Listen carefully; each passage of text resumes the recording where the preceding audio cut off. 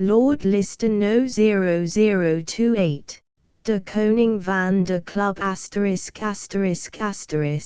inhoud, 1, inhoud, elke flevering bevat in volatile verhaal. Het gave van den Roman beacon del Voorheen Eichler, Singel 236, Amsterdam. Inhoud, de Koning van de Club. De Koning van de Club. Hoofdstuk de Geheimzinnig in Breke. Sinds verschieden weken was New York in groot opschudding. Dagelijks worden in de kranten inbreken vermeld, die in de Vijfde Avenue waren gepleegd bij miljonairs, weer villas in het Central Park waren gelegen. Tevergeef spreken de handigst detectives zich het hoofdo het raadselachtig dol van des inbreken tak te kunnen ontdekken. Het was inderdaad in allermerkwaardigst, onverklaarbaar opeenvolging van gebeurtenissen. Want het zonderlingst daarbij was, dat niet gestolen werd. Men zou in spook kunnen geloven, zo vereensoortig waren de gebeurtenissen. Het gekst was, dat niet in nacht voorbijging, zonder dat de onbekende dader zich een plan involveerd. Niettegenstand die de nacht watten verdubbeld waren, uitzending van spionnen en andere veiligheidsmaatregelen genomen worden, vonden de bewoners van in de paleizen den volgenden morgen de deuren van hun brandkasten open, den inhoud keurig op het tapage to het gespreid, vensters open, gesloten en geopend, schilderijen van den muur genomen, en whatever die nog voor onverklaarbaar dingen gebeuren konden. Het was werkelijk, of in spooker hoe shield. Dagelijks spraken de kranten nieuwe, op ze en beren die berichten. Welk doel mocht tak de onbekende in Breke beaugen? Zo het in zijn allegde zigen. Waarom nam hij niet, zodra de brandkast open was, den inhoud meed? Waarom ledde hij het roof die op tafels, stoelen en tapagten, zonder in center van mee te nemen? Zo het in waanzinnig menezigen van in zieken geest. Niemand, zelfs niet de scherpzinnigst kop, kon dit geheim doorgronden. Dag op dag vermeerderd zich het aantal de door inbreken getroffen miljonairs in New York. Niemand voelt zich meer veilig. Inleggen van detectives wordt op de been gebracht, maar ook zich waren niet in staat iets te ontdekken. Slechts in bijzonderheid was die den chef van het detective bureau opviel. De zogenaamde inbreken hadden steeds plaatsen in huis, waarin den avond tevoren in gezelschap was bijeen geweest. De diefs in het huis zeid Newton, de eigenaar, van in groot detective bureau, tot den heer Harkel, toe, zich neersten inspectie, hij heeft niet nodig in te slopen. Hij moet zich onder de gasten bevinden. Terwijl op straat, of waar ook hij op den onbekende loon, bevindt hij zich in algemoed rust in het huis, en volbrengt de dolzinnig inbreek. Joel, ik zeg dolzinnig, want des zaak is tak te gek. Wie weet mompeld inspectie Harkel. Newton keek belangstellend op gedeeld midden vermoeden niet. Neen, maar ook ik zou gaan moeten, welk dolde onbekende met de zaak verheft. Het is de eerst maal sedert midden ondert sekingen als detective, dat in dief in brandkast opent, en zich niets van den inhoud toe-eigent. Mischien zeer hakel, zo echt de man urgens iets bijzonders, dat hij vermoeit in brandkast verborgen te zeggen. Newton chud het hoofd. Onmogelijk, hakel. Dan zou de onbekende zich niet de moeite geven, en voorzigen plezier gesloten openen, vensters in drukken en dergelijke meer. 9. Acte dit als steekt in geheim, tenzij de dader in gek is. De beidambtenaren konden zich over de plannen en beweegredenen van den geheim zijn eigen inbreken geen voorstelling maken. Inspectie hakel dacht enig minuten ernstig na. Zo het niet mogelijk gezegd, midden heer Newton, dat des vereem soortig inbreken door den Engelskin meester dief, door John Raffles, worden nooit gevoerd. Newton keek belangstellend op des veronderstelling is niet zonder grond. De brandkasten worden met fabelachtige zekerheid geopend. Met in zekerheid, die werkelijk verbluffend is. Het kan alleen in meester in het vak zeggen, maar Newton keek bedenkelijk voor zich uit, en rukt nerveus.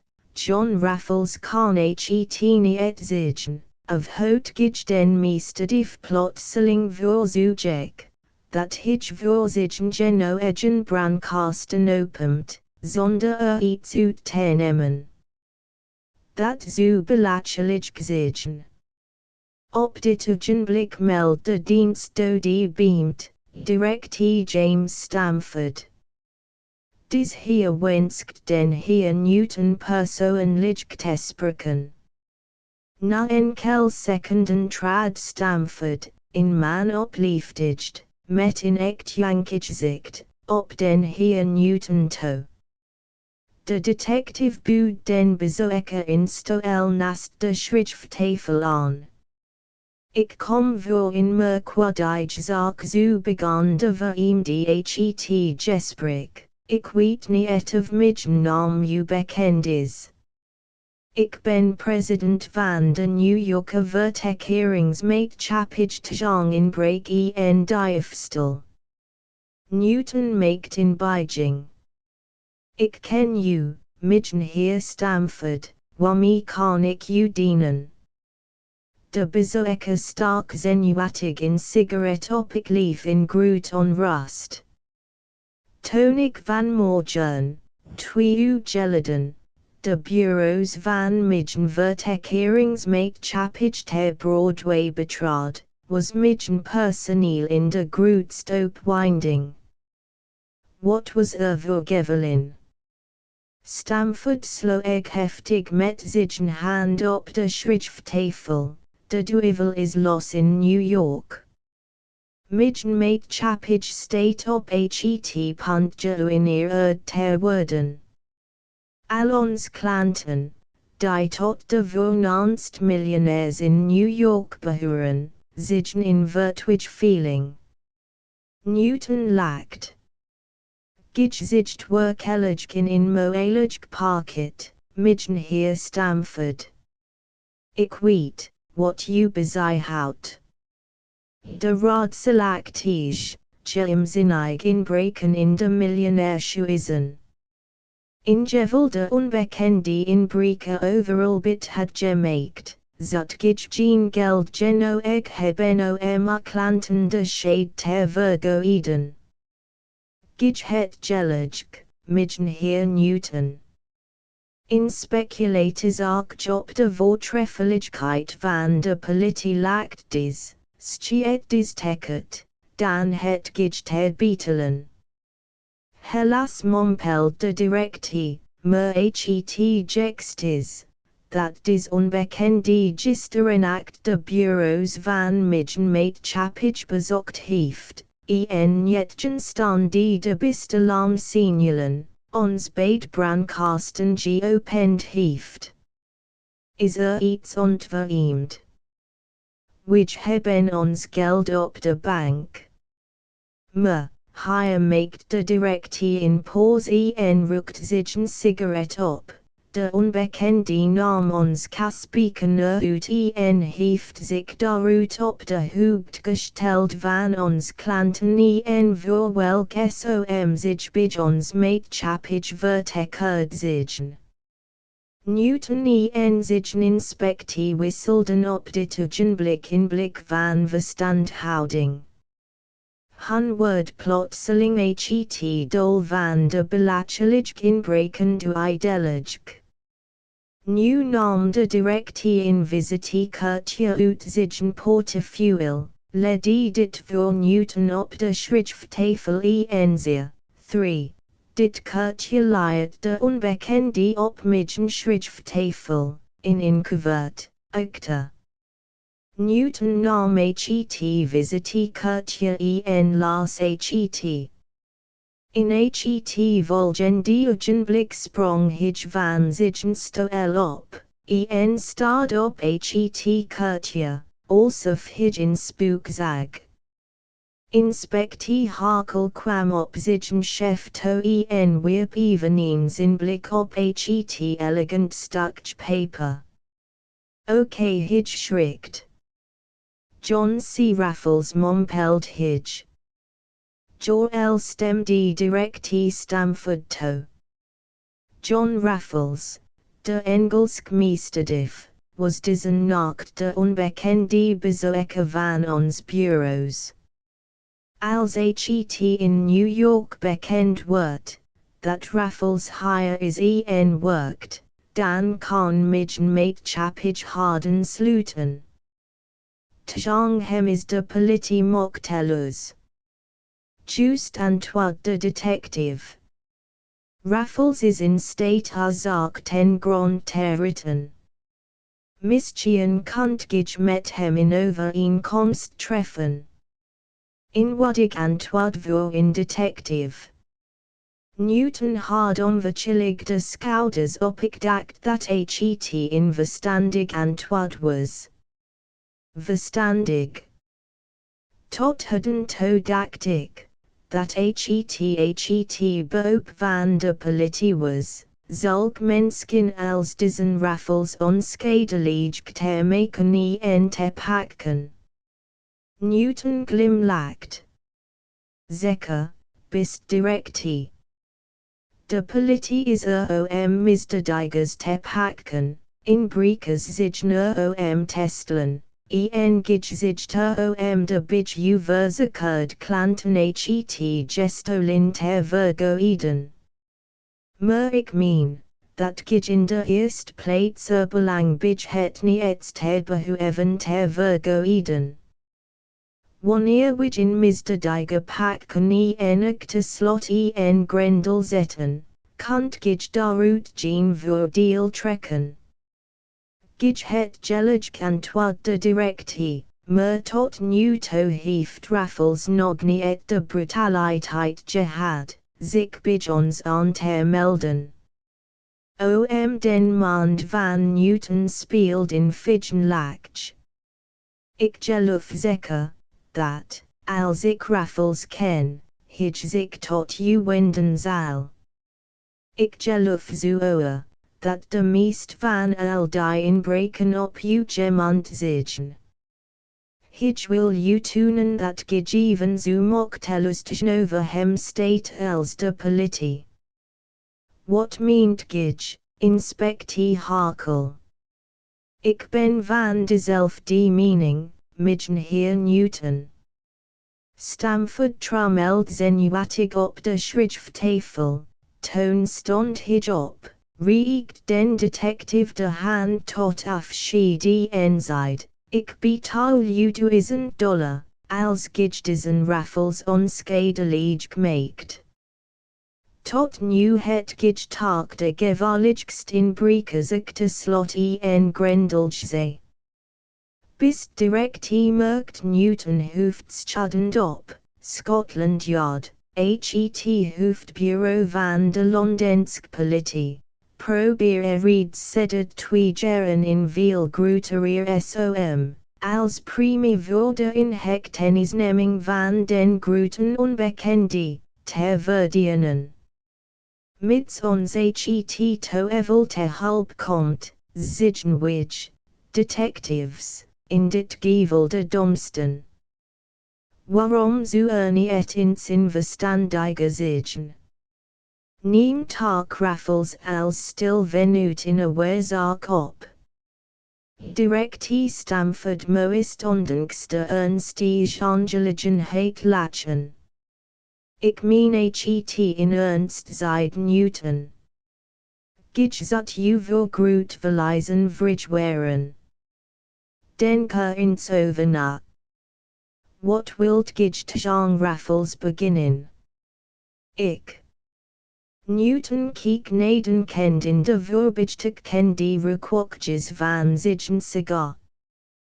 Plotseling sloeg hij verschieden malen door de blauwe requokjes. Verwonderd kikken Stamford en de inspectie hem aan. Wat doet gij? Vroeg Stamford. Meent ge, dat ik den rook in mijn hand houd? Zeker niet, mijn heer Newton. Ziet gij mij voor zu dom aan dit ter geloven? Ik geloof het ook niet, zeid de inspectie. All right, vergelijk dan de requoken met raffles. Ik ben nog gek, nog hoed ik mij met natelloos dingen bezig. De groot onbekende is, wat ik zonder schumt bekken, door de vooreenheid of door zich nu dus met meer verstand bedeeld dan ik. Neem hem als compagnon, dat zo in resultate wezen waarmee ik u gelukwensken kon. 4. Inhoud, hoofdstuk 2. Departage. Bij den heer Palmer, den president van de voornaam New Yorker Hamilton Club, was partage. Het diner was reeds afgelopen en de dames en heren waren in levendig gesprek. In heerlijk avond zeid Palmer tot bankier Handley. Ik verheug mij, dat ons NIUW clublid, de heer Edward Bird, zich zo spoedig de sympathie van de dames verworven heeft. Zie slechts, wat Handley, is geheel door de schoenen omringd. Bij den sloegen in het ongrenzen die vertrekte gestalte van in ongeveer 40 gerigen, slaken man, wiens gelaat, netjen staan die de troch aristocratist trekken, in betoverend lief uitdrukking had. Hij had in monocle in het reekterug geklemd en bracht af en toe met in gracieus handbeweging in sigaret naar den mond. Onderwijl vertelt hij de bij hem zittende dames anekdotes uit zijn leven. De gasten van den heer Palmer behouden, evenals hij, tot de rijksten van Amerika, men kon zelf spien, dat dit gezelschap, behalve enige fwezige miljonairs, uit de rijkst families van de wereld samengesteld was.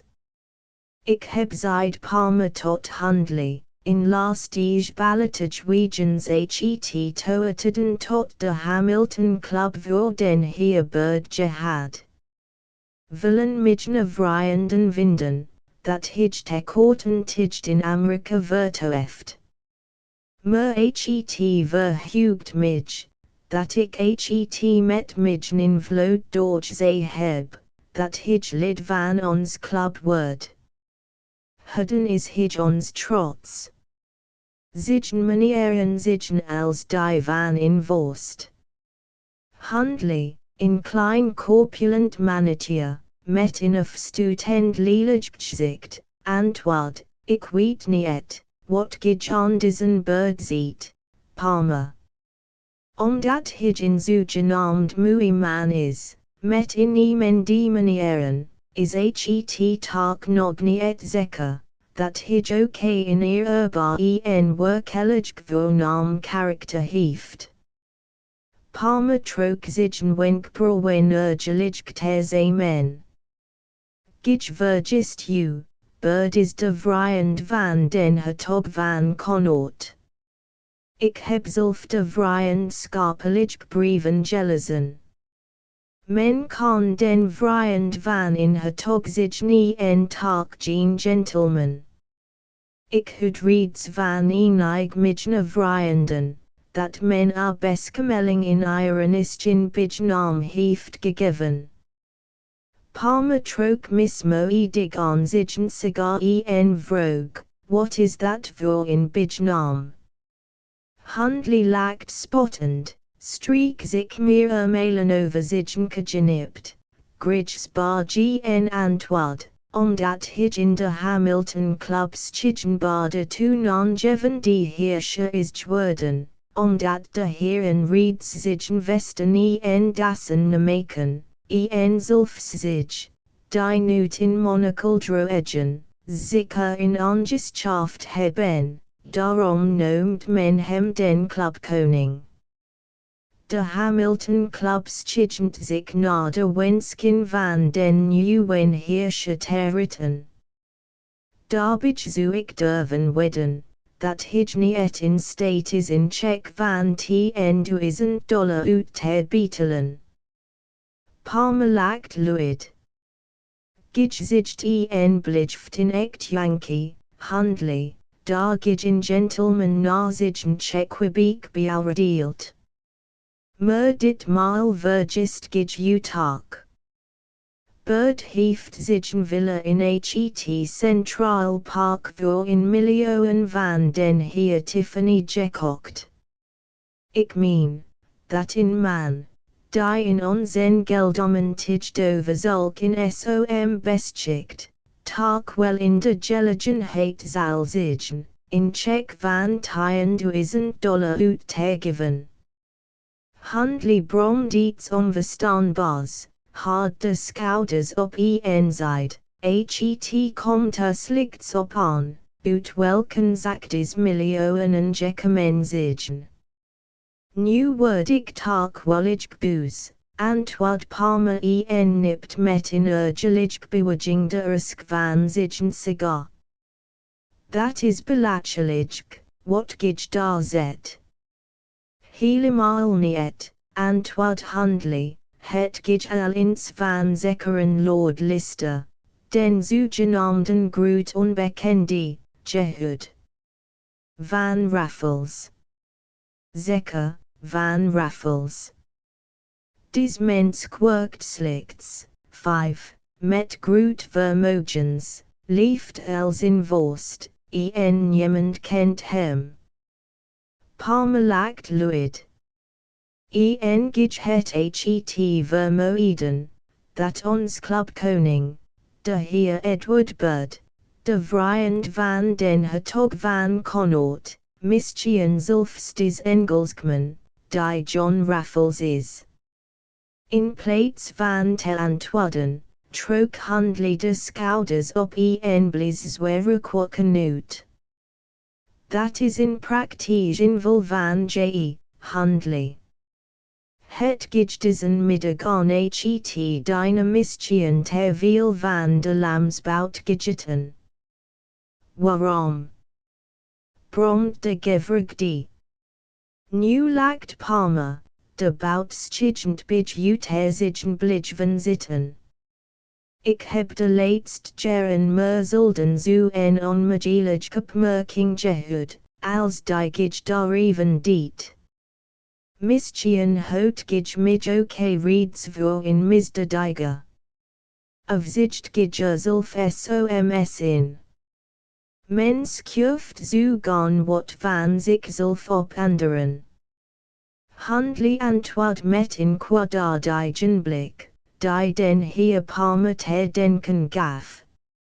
Men mompeld wel eens zeldzame dingen uit het leven van diesen pessimistischen heer. Hij was slechts door zijn gewellig, met de moei, geestige dokter van Weigel generaal Simond, tot de hugerie kringen van New York toegelaten. Palmer brak nu het gesprek af en de beide heren betreden den salon, waarop dit ogenblik in skatelijk van de dames weer klonk. Bird had de mouwen van zijn frak hoog opgeslagen, zijn sneeuwwit over hem tot de ellebogen opgestroopt en vertoon die nu den dames verschieden goedchiltoeren. Toon de twee toeschouwers binnentreden, hield hij een kostbare ring in zijn hand. Handly herkende dadelijk dit sieraad en in stilvloek ontsnapt zijn lippen. Hemmergerd des intimiteit van zijn vrouw met den koning. Ziet dames, riep juist Birdie en hield den fonkelenden ring in de hoed. Ik hoed hem met mijn beide vingers, breng hem naar de kast, en op het ogenblik, dat hij de vlam aanreikt, zal de gouden ring verbranden. Inspijtig van de dames weer klonk. Bird hield den ring in de vlam, iedereen blikt met gespannen aandacht naar hem. Toon plotseling het licht uitging.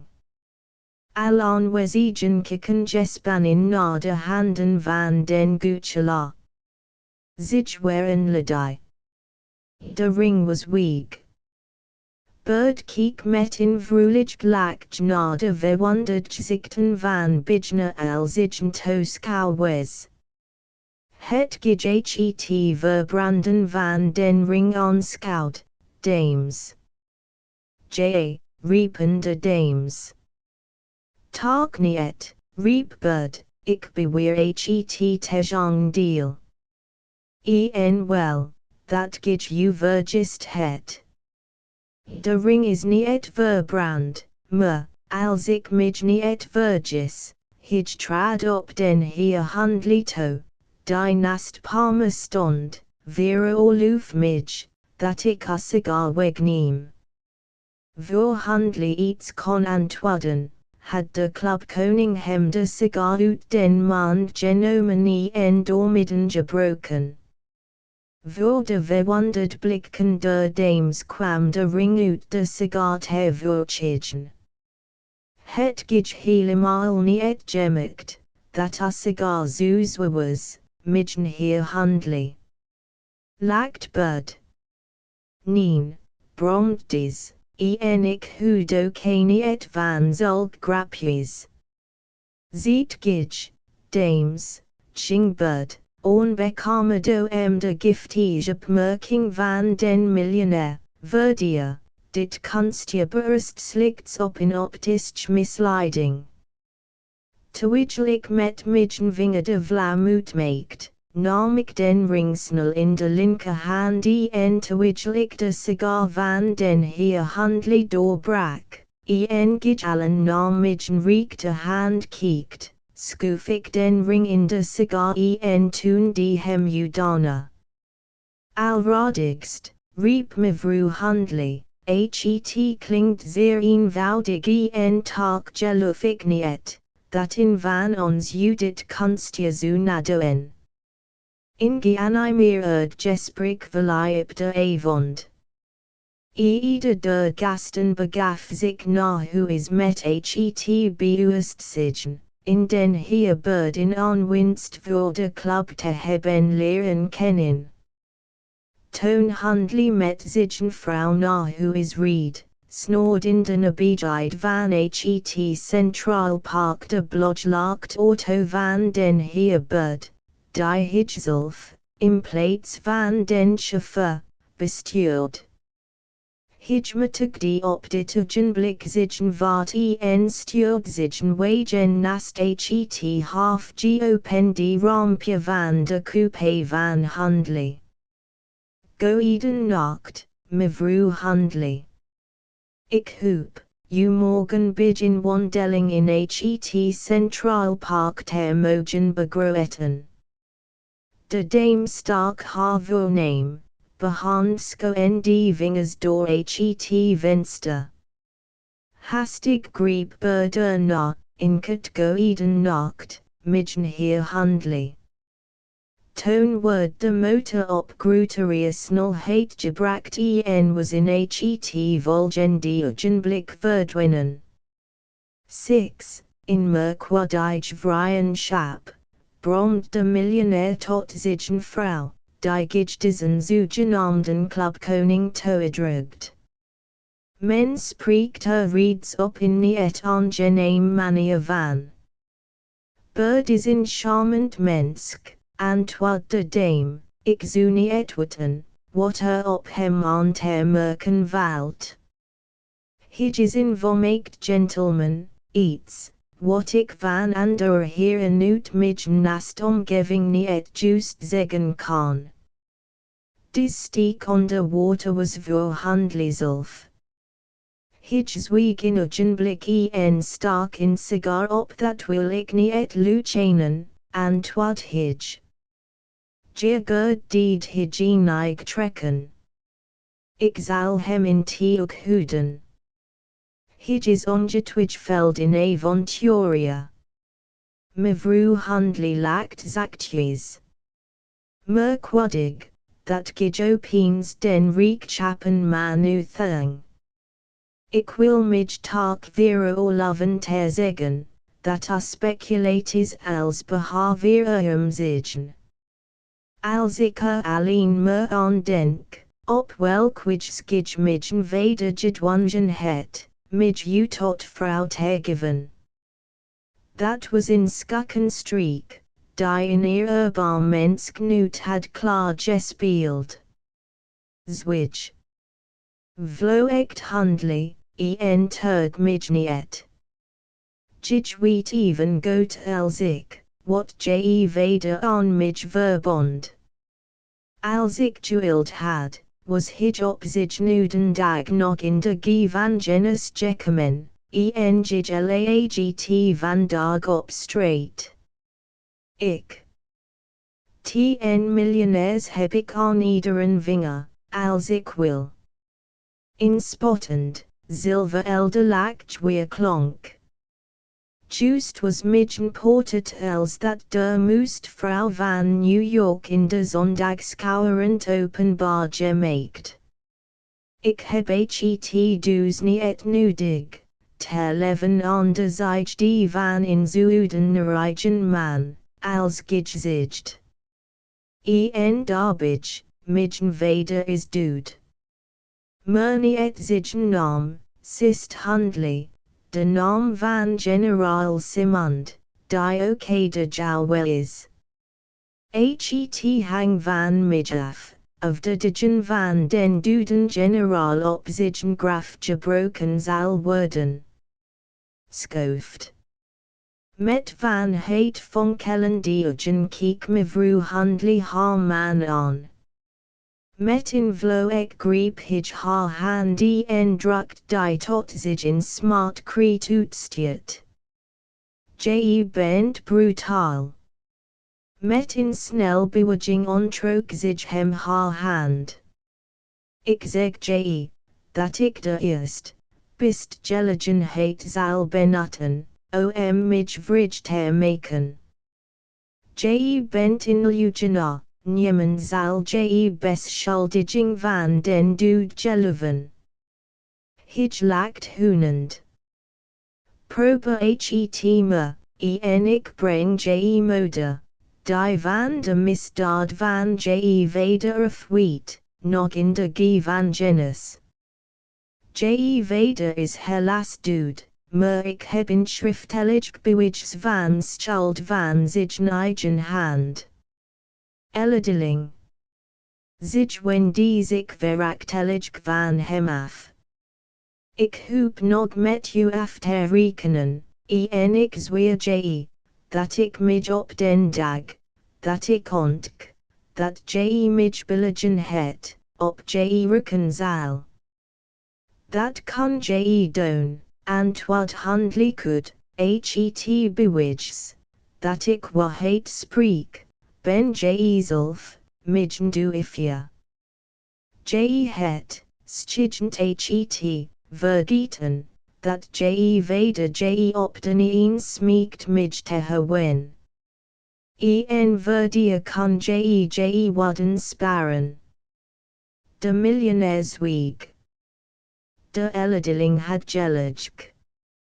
Hij moest wel investelijk je moet het leven van den gesteven generaal kennen. 7. Inhoud, hoofdstuk 3. De diefstal. Bird was in zijn voornaam woning in de 5e Avenue in het Central Park aangekomen en ging in zijn werkkamer, waar hem een jongeman van en bijde 30 wat. Ben je nog op, Charlie? Vroeg hij en reikte zijn vriend de hand. Ik heb tot nu toe gelezen, ook enig brieven geschreven, luidde het antwoord. Hoe was het gezelschap bij Palmer? Uitstekend, antwoord Bird, ik durf bien, dat ik de bewerkt vriend van de rijkst lui der wereld geworden ben. Het was wollig in goed idee van je. London te verlaten en naar New York te reizen. Niemand is verheugder dan ik. Iederen dag beefde ik, dat Scotland Yard ons bij den zou pakken. Bird lacht zachtjes. Je bent te angstig, uitjongen. Overigens ben ik van plan vannacht nog uit te gaan en je kunt mij begeleiden. In wandeling in de nacht laat zal je go doen. Charlie keek zijn vriend herhaald mailen aan en stapt toon, de handen in de broekzakken, de kamer op en neer. Plotseling bleef hij voor Bird staan, Edward. Wil je niet enig rust gunnen? Vroeg hij dringend. Je het den laatsten tijd geno egjikt, en which hebben geen behoeft aan geld. Which kunnen van ons middelen nog langen tijd goed leven. Dat wel, antwoord Bird.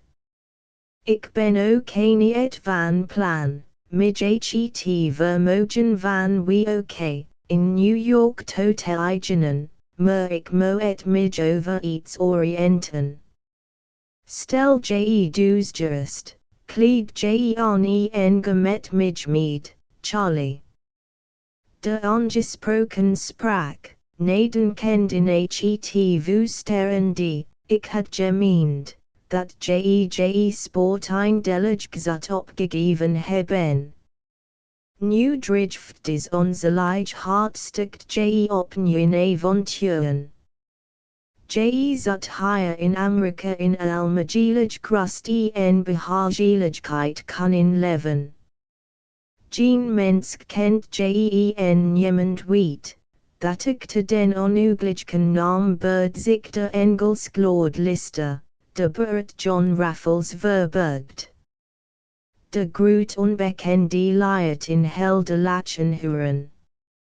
Hij rekt zijn slank gestalt nog langer uit, en zeid, bist Charlie, as licht gestent voort je destichts in midden huis, en wordt midden vriend en assistent.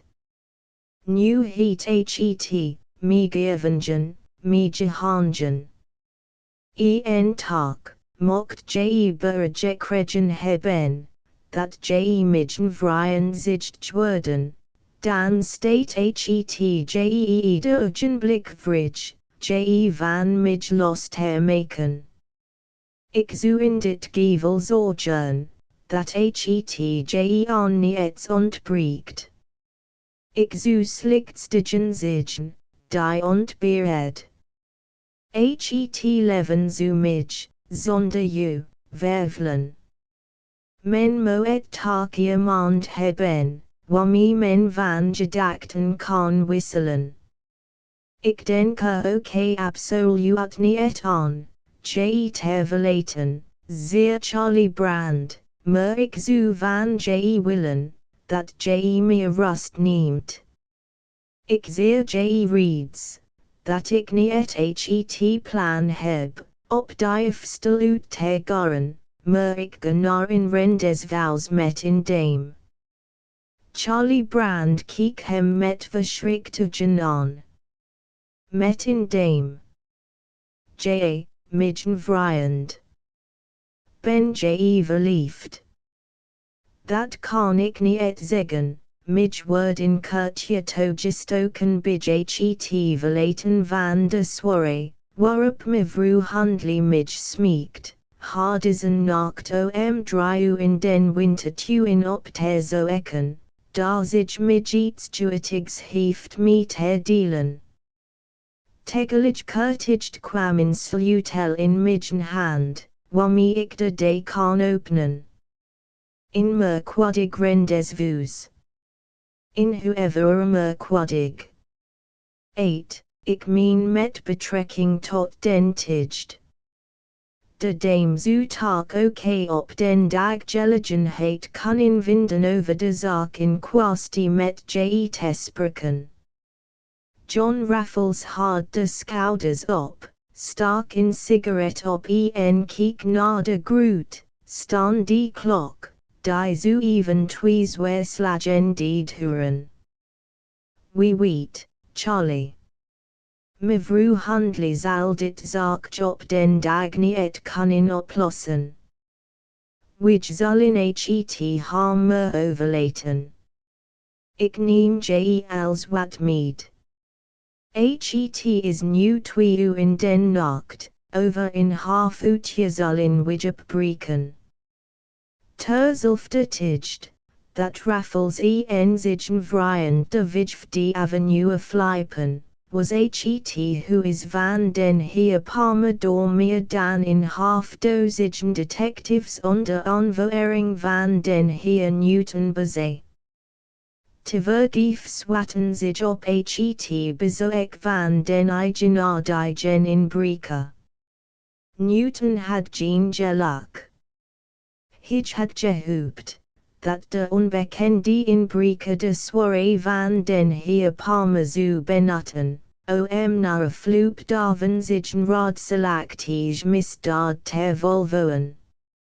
Newton bevond zich onder de gasten en hem was de heer Bird, om zich praktisch goedschuldigen verdacht toeschenen. Door een heer uit het gezelschap had hij zich inlichtingen omtrent Bird laten geven en had vernomen, dat de verdacht de club koning van de Hamilton Club was. Mismoedig zat Newton in de werkkamer van Palmer en Kurt den nacht met roken en lezen. Toen hij den volgenden morgen in alle vroegte het who is verliet, was zich gevolgtrekking als zou de inbreker zich steeds onder de gasten bevinden van het who is waar hij zich slag wild slaan, zeer geschikt. Was bij Palmer niet ingebroken. Het paleis van Handley, dat eveneens in de 5e Avenue lag, was in van 2 vleugels voor een gebouw. De linker vleugel bewoonde zich een vrouw, terwijl hij in de rechter kamers had. Beide vleugels waren verbonden door een middengedeelte, waarin zich de eetzaal, de salons en bibliotheek bevonden waaraan zich weder in met een koepel bedekt wintertuin aansloot. Handley was na een koolgoeden nacht van zich echt genoeg naar zich vertrekken gegaan. Mivru liat ha kamamij he agaran, met de opmerking dat zich alleen wenst te zigen. Spoedig heert die prust in het groot gebouw. Toon de klein schoesteen pendule dry held slagen liat huren, stond mevrouw handly op, en begaf zich na den wintertuin. Spoedig daarop kwam Raffles als in chadarakter in groep palmen te voortje en begroet ha met in goeden morgen. Zich schrikt eerst over zich non wat verchignen, huul zich hem wat had. Toon reikt zich hem de hand. Volk midgen hier fluistert zich, daarop voert zich den bezoeker uit den wintertuin door de donkere salons in haar boudoir. John Raffles was met de beeldschoonvrouw alleen. Het was in gevaarlijk situatie, als de heer handly door een van de toevel in het boudoir zoeken. Gij het midgroepen, mevrouw handly, en als gentleman heb ik aan haar roepje gegeven. Wat wenst gij van mij, begon de groot onbekende het gesprek, nadat de dame hem met in handbeweging verzocht had plaats te nemen op een met speerhevel bedekten ledenzetel. Toon reikt zich hem in zilven sigaretten en zet zich eveneens in de naastnabijheid van den bezoeker om daardoor luidspreken te vermijden. Zich lakt hem met haar muurgento, toon ook zich in sigaret had opgestoken, en den kostelijken rook langzaam in de lucht blies. Ik ken u. Midgen hier birdzijde zich na in pause, en weet, wie gij zigt. Zich beloed als in slang haar offer, of des wadden ook een goed working op Raffles zuden hebben. Maar des nam onverchillig in sigaret en liet, na het aansteken, den brandenden lucifer, tot het einde door het vu verteren. Daarna keek hij haar glimlachend aan en antwoord, dat dacht ik wel en daarom ben ik juist gekomen. Mag ik vragen, waar gij mij het leren kennen?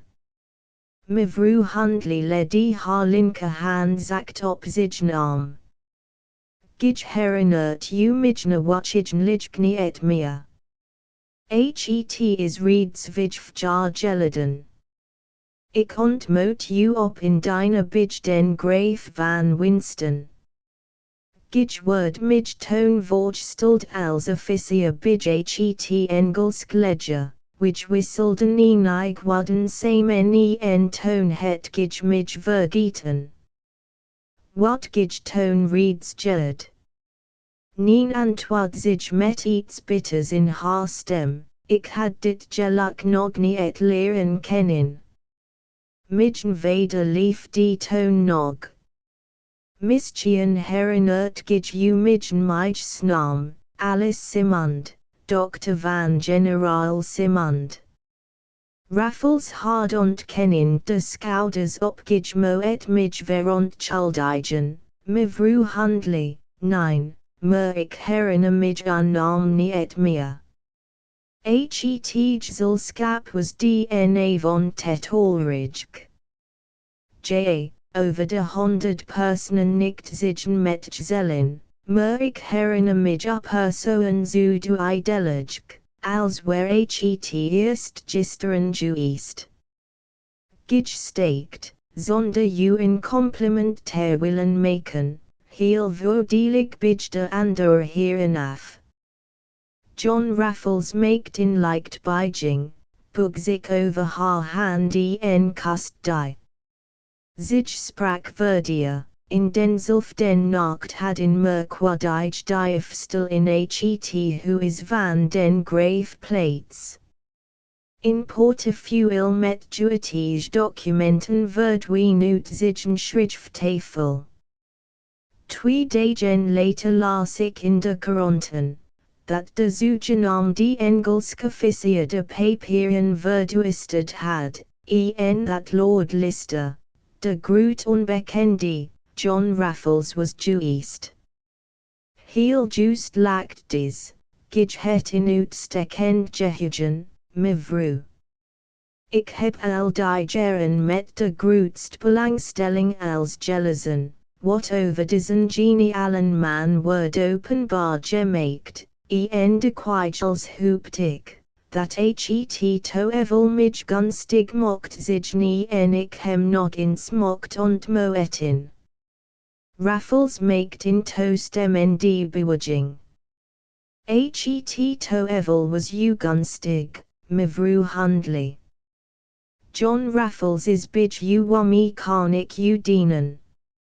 Mevrouw Handley drukt zijn hand, zag hem met smekende ogen aan, en fluistert, met zeer veel. Met bevrijding uit de ellendigst slavenkettenen, die in misdadige gesmeed heeft. Slechts een man als gij kan mij helpen. Ik ben daartoe bereid, mevrouw Handley, op welk wijze kan ik dat doen? Mevrouw Handley rukt haar stoel nog iets neder, zodat haar hoofd bijna op Lord Lister's schouder rust, en hij haar adem voelt. Kurt Matull's soirée bij den Graaf riep mij weder mij naar Amerika terug en deelt mij med, dat ik in Richken New Yorker bankier moest trouwen. Ik wilde niet. Mijn hart behouden ander. Maar mijn weder smeekt mij, aan zijn wensk gehouden en zeid mij, dat, zo ik niet toestemde, de man, die mijn hand had verzoekt, de heer Handley, hem in de gevangenis zou brengen. Bedenkens, generaal Simond, de held van den vrijheidsoorlog. Ik geloofde niet aan in misdaad van mijn weder, tot mijn moeder mij inliet en mij zwoer, dat het was. Ik zou de prijs den heer Handley ter doen zwigen.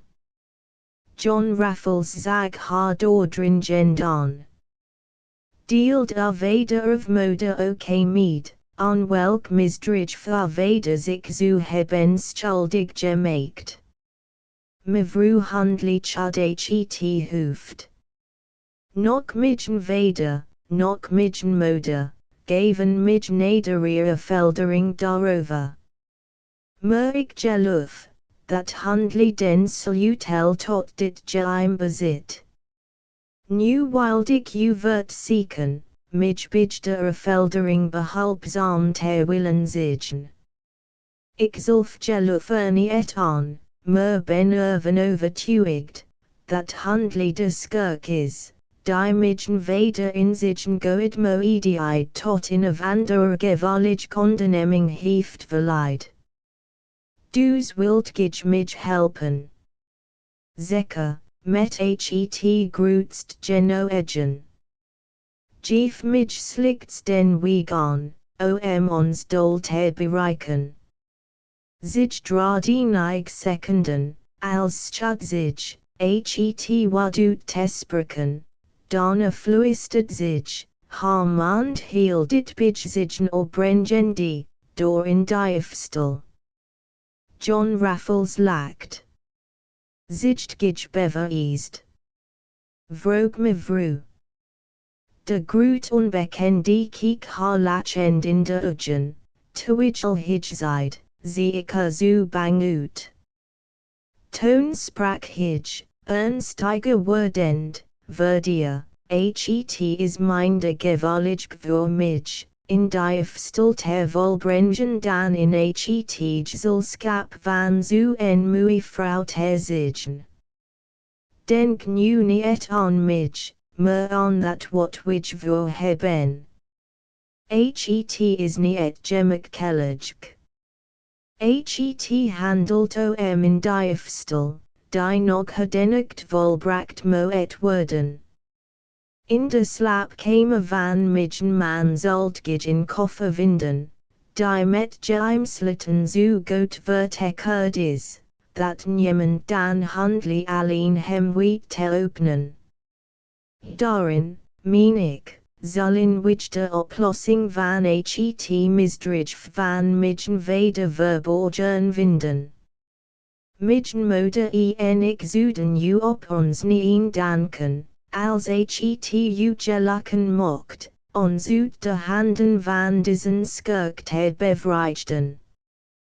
Gij kunt het. Altijd weer las ik in de kranten, dat gij u het lot van ongelukkig mensken ontrook en hen met a kunst geholpen het. Help mij nu ook, en ik zal u danken, zoals nog nooit iemand u dankbaar is geweest. In her opwinding had zich haar moe handen op zijn schouders gelegd, en zag hem met, van inhouden trainen, vochtige aan. John Raffles stond langzaam op moet veel geleden hebben, mevrouw Handley. 10. Maar troost u ik zal u helpen. Wat mij higher op, in our boudoir. Voor de meets kon antwoorden, had hij de kamer verlaten en was in den winter toe engaged. Daar zat Charlie Brandy en rookte een sigaar. Hij schrikt, toen zich vrijen zo plotseling voor hem stond. Geef mij de task met werktuigen, die gij het meegenomen, Charlie.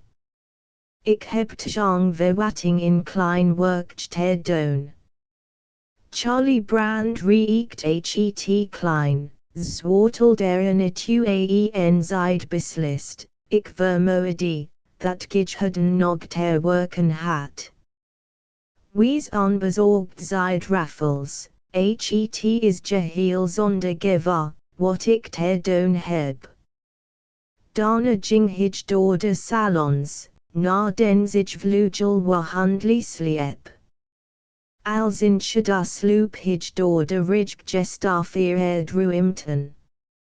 Inswo, prachtig uit gesneden bed stond in het midden. Kostbaar, zijden tapijten en berenhoeden bedekten den grond, prachtig uitkasten en gobelins vermaakten de inrichting. Handly lag onder in roedzijden de knie en snurkt. Nietgen staan die Raffles zich van den vasten slaap des miljonairs overtuigd had, nam hij uit zijn zwart taskjen vlees met chloroform, drenkt daarmee in stuk water en bedekt man die en nieuws van den slapendie. Opmerkzaam let hij op de werking van het verduvingsmiddel tot hij na enkele seconden het watje wegnam en in den hard wierp. Dadelijk ging hij aan het werk. Tjang den moe stond in ud, hoed en koffer, die met ud hout snijwerk en zilver beslag was versierd. In slot was het aan te ontdekken. John Raffles bekeek het voorwerp opmerkzaam en begon op de zilveren arabesken te drukken en te schurven. Hij had zich niet vergist. Doordat te vertuiven worden enig slitten vridge. Nu nam Raffles uit zijn werktask genig zeldzam gevormde langstilige, stalen steeksel utils en probeerde daarmee de slitten te openen. Eindelijk sprong de deksel op Raffles die in zijn cassette of geld had verwacht te vinden, blikt teleurgesteld op den inhoud. Zich was opgevuld met allerlei rommel wat de vrouwen van hoeden. Linten, bloemen, bolwerjes, zijden doekjes, snuisterigens. iets merkwürdigs vond hij niet onder den inhoud. Zorgvuldig led de groot onbekende stuk voor stuk op den grond. Toen hij het laatst werp uit de kist genomen had, ontviel hem in zat. Hij ontdekt nog in tweeden deksel. Hij klopt met den vinger tegen en houdt den klank dat in hold onder was. Het duurde tot hij de geheim dit deel der kist sluiten, ontdekt en opend had. In klein kistje stond erin. Raffles nam het eruit en brak het open. Lag in worden paper in. Hastig opende Raffles het en las, hij, dit document leest, wordt meduta van in misdrijf, dat ik, onderjet kende, tegen de regering der Zuidelijke Staten, gedurende den Krieg tegen de Noordelijke Staten, gepleegd heb. Ik heb een krijgsschat van $3 miljoen van mijn regering verduisterd en is den 17 en maart 1853 tekedisfert begraven. Ik was destijds adjudant van generaal Averil. Wanneer gij tekedisfert bij den wegweg der beren vijftigschritten, na zonsopgang, ga, enu. Na middernacht, denzelfden afstand na rechts went, dan cruisen zich daar twee wegen. Hij ligt in steen. Daarop maakt ik als teken in kruis. Daaronder zult gij het geld vinden. Ik wil dat daarvoor in weeshuis zal gestit worden te St. Louis, voor kinderen van gekledudes. Gt kend in het jaar 1870. Theodore Simond, General Dervo. Staten. John Raffles chad het hoofd, nadat hij het document gelezen had. Zonderling mompelt hij, wat dat mag betekenen. Hij stak het schriftstuk in zijn borst en bracht de kist weer in orde. Toen sloot hij haar en ondertocht verdier het vertrek. Aan den tegenovergelegen mu bevond zich in brandkast. Uit nieuwsgierigheid, om de constructie te onderzoeken, trad de groot onbekende op toe en bekeek haar. Hij had de junt wanneer hij in brandkast zag, des te openen. Dat was zijn sport. Zonder enig belangstelling, alleen om de constructie der slitten te leren kennen, hield hij zich met de kast bezig en plotseling sprong de deur open. Met zijn zaklantantje lijkt hij bij. En zag dat de kast vol dik pakken bankpaper lag. 11. Raffles was niet van plan, iets weg te nemen.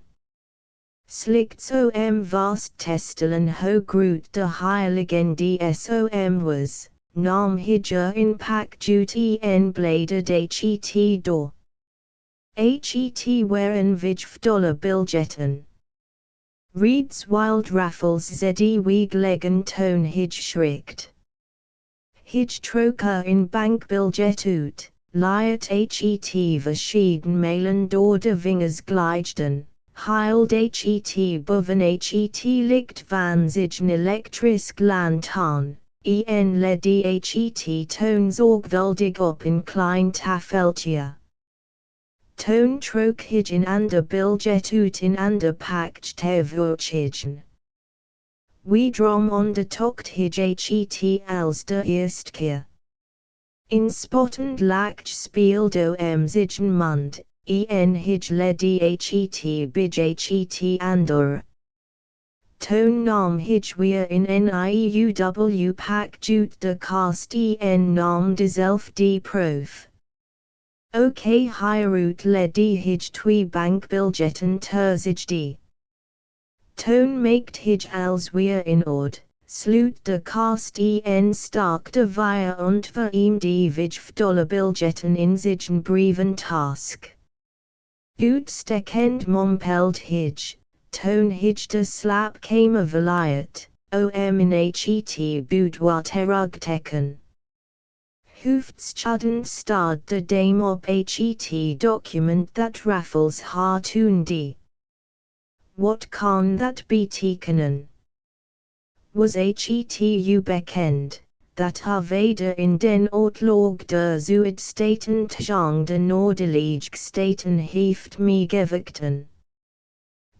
Antwoord mevrouw Handley, mijn vader heeft als 17-jarig jongman den oorlog meegemaakt. Hij was tot zijn laatst levensjaar in fanatiek aanhanger van het zuiden. De groot onbekende dacht verschieden minuten na, rookte een sigaret en antwoord, ik denk dat het gevel eenvoudiger is op te helderen dan ik aanvankelijk geloofde. Mijnheer Handley heeft dit document slechts door toeval in zijn bezit gekregen. Hij dreigde met een aanklacht waarvoor haar vader wel niet gestraft zou worden, maar tak shade aan zijn goeden naam ondervonden zou hebben. Ik denk, mevrouw Handley, dat ik proben zal, den schat van haar vader te vinden. De hoofdzaak echter is, dat gij door het ontfutselen van dit schriftstuk van haar man bevrijd kunt worden. Men zou den heer Handley uitlachen, wanneer hij in beschuldiging tegen haar vader zou uitbrengen. Bijtendien heb ik bij den heer Handley in geheim ontdekt, waarmee ik mij den eerstvolgenden tijd zal bezighouden. Wees dus onbezorgd, mevrouw. Ik heb den man in mijn macht. Gij zijt van hem verlost. In zat van verlichting ontsnapt de borst der vrouw. Zich boog zich de handen van Raffles te kussen. Lord Lister weert haar zacht af. Laat mij gaan, zeid hij na een pause. Spoedig zal de morgen aanbreken en ik mag door niemand gezien worden. Hij heeft voor hem nilindi op, en wild nader de garen. Toen vloog de jonge vrouw op hem toe, sloeg haar armen om zijn hals en riep snikkend uit, O! Edward, ik heb je zo lief. De groot onbekende keerde zich om. Hij zag haar in de glooiende ogen, voelde het snel kloppen van haar hart en had zijn geheel zelfbeheersing nodig om zich niet neder te buigen en de schoon vrouw te kussen. Zacht maakt hij haar armen van zijn hals los. Gij weet niet wat gij zet fluistert hij, bedenkt tegen wien gij des woorden spreekt. Toen sloeg zich opnieuw haar armen om zijn hals en antwoord, ik weet het maar al te goed, Edward. Ik weet alles, en tak heb ik je lief, zoals slechts een vrouw een man kan liefhebben. Sedert ik je den eersten keer zag, vervolgt mij haar beeld. U verzet ik mij tegen het huwelijk met deze geheten Handley. Had ik juten, waar ik wat, dan zou ik al lang reeds naar u toe gekomen zijn u nog eens te zien en u te zeggen, hoezeer ik u lief heb. Ik zou gelukkig zijn, als ik als een meid, u kon dienen. Stoot mij niet van u, ik zal als doen wat gij verlang. J. Ik zal u zelfs helpen bij als wat gij doet. Bedank, in vrouw kan veel. Lord Lister, die in de moeilijkst, gevaarlijkst uwen nut zigen koelblo edijd verloor, wankeld in ogenblik en wordswak. Al zigen tot nu kunstmatig beword zelfbeheersching, dreig die hem ter verlaten. Hijbug zich tot de muijonge vrouw neer, slo zigen om haar hals, en kust haar. Slicks en minuten duwt des roos, toon maakt hij zich met in onstuimige beweging uit haar armen vrij en fluistert innig, tot weeriens, Alice. 12. Inhoud, hoofdstuk 4. Het een divan in gewellig uit berekening. Het dag die reads, Toon Raffles en Charlie Brand te huis kwamen. De secretaris verwondert zich over de stilweggendheid van zigen vrijend. Dis zat stil, in gedachten verzonken voor den hardy en maakt schijnbaar geen anstalten om naar bed te gaan. Charlie Brand stoort hem niet. Hij zet zich tegenover hem en overlijp wel in haar voet, Raffles op kiki en hem verwonderd aanzag. Ben je nog wakker? Charlie Brand led die in hand op zijn arm. Je bent zo wonderlijk stil, Edward. Zo geheel anders dan voorheen. Ik ken je niet meer. Is je iets onaangenaams overkomen? Lord Lister lacht bitter. Zoals men het neemt, Charlie. Ik zelf ben het nog niet over insewik voor ingeluk of in ongelukste. Dis vrouw is verrukkelijk moe. Charlie Brand schrikt hevig. De laatst woorden van John Raffles onthalden hem ineens die eens gedachten. Je het mevrouw handely lief. Vroeg hij zacht. Raffles zag hem met een verdrietig gezicht aan. Het zo doelloos zigen, daarover te spreken, uitjongen. In den door midden geslagen leven zwieg behut geen jonge vrouw. Het zo haar en mij ongelukkig maken. Waarom? Ik geloof, dat je eigenschappen bezit om een vrouw, die je lief heeft, gelukkig te maken. Raffles lacht bitter. Zijn hand omklemde met vasten greep den stoel zo vast als wild hij zijn vingers in het hoed drukken. Je vergeet, best Charlie, dat ik in stuk wild ben, dat door al bestaan die politiebureaus opgejaagd wordt, en dat des jactiest met midden dood zal ophouden. Je, als in der geligenheid zich enig jaren vroeger had voorgedaan, dan zo mischien als anders gelopen zigen, maar nu. Charlie Brand keek medelijdend naar zigen vrijend. Ik ben je mening niet toegedaan, Edward, je zat je onder in anderen naam ergens in het westen, Lord Lister onderbrak hem. Ergens op in Eskimo-eiland, op Groenland, van de Zuidpool in Hartje Boeien, meen je, niet waar. Maar jongen, ik ben in Engelsman, dat wil zeggen uit Londen, en in B1 van Londen heeft vanaf zigen prulst jugd groot stadsvu in zigen adden.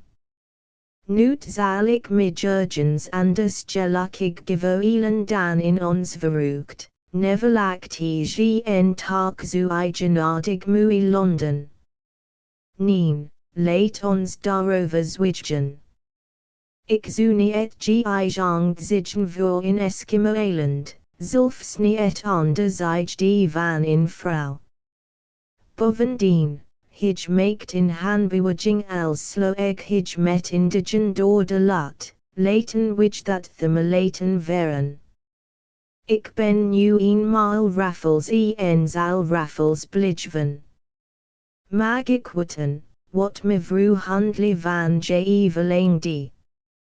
Wel antwoord Raffles, ik kreeg opdracht van haar, bij haar man in klein werk uit te wonen. Des mens heeft haar, onder bedreigingen tegen haar weder, gedwongen, zich een vrouw te worden, en zich smeekt mij, haar te bevrijden. Tot dit doel doorzoekt ik de geheimheden van mijn heer handle, van acht, en van twee heel interessante dingen. In de eerste plaats dit document. Raffles had zich een brieventask te verzichten en reikt Charlie Brand het document. Volgens de laatste secretaris den wonderlijken inhoud. Hoofdstaden staat hij op de regels.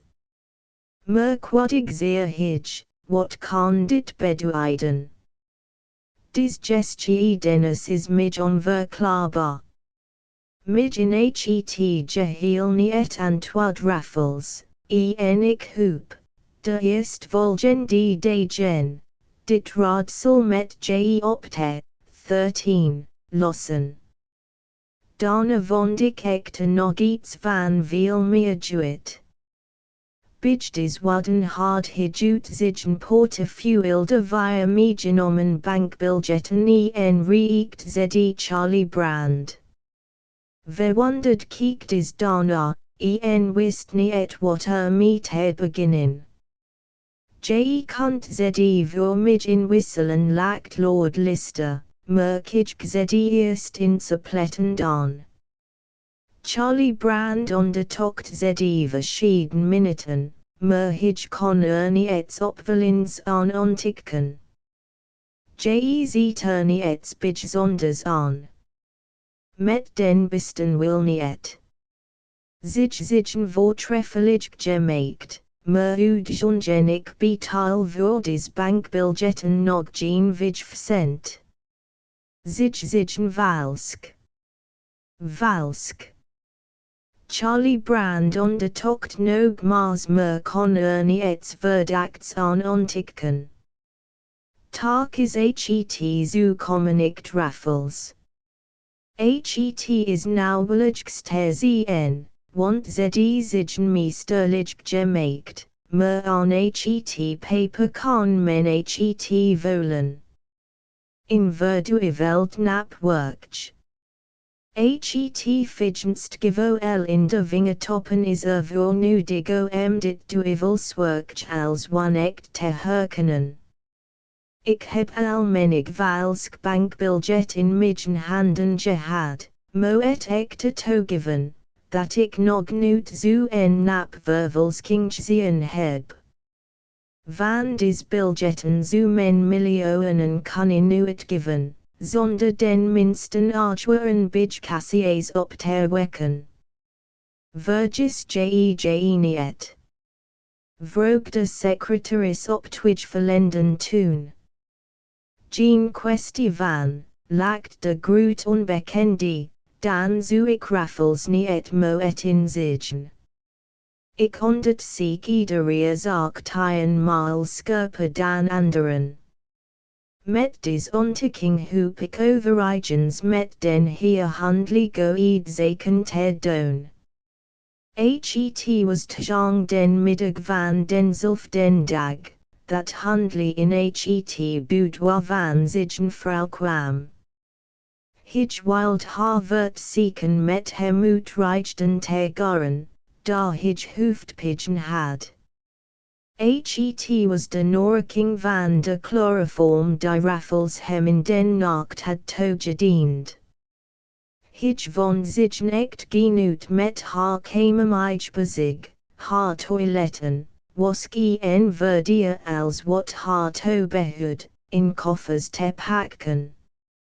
Verwonderd keek de miljonair naar des bezijde en vroeg eindelijk, wat gebeurt hier, wat bedoelt dat? Mevrouw Hundley zag hem met in spottend lach en mat hem van het hoofd tot de voeten. Dat bedoelt, mijnheer, dat ik u is verlaat en naar mijn moeder terugkeer. Ik heb geen zin langer veterani ter verdragen. De miljonair wordt geval in het gezicht. Groot woord maakt zich van hem meester. Hijbold zigen vuist, trad dit voorzigen vrouw enschreuwde met van woord heest stem, wat betekent dat? Wilt gij midden goeden naam hier in New York door het slijksluren? Gij geeft dadelijk kan mij bevel, al koffers weder uit te pakken. Mevrouw Hundley lacht luide en riep tegen het mij, die bij het binnenkomen van den huisheer met haar werk had opgehouden, maakt wat wordt. En stoort niet aan wat des heer zet. Den heer Hundley stokt van woord bijnederdem. Wilt gij mij gehuzamen of niet?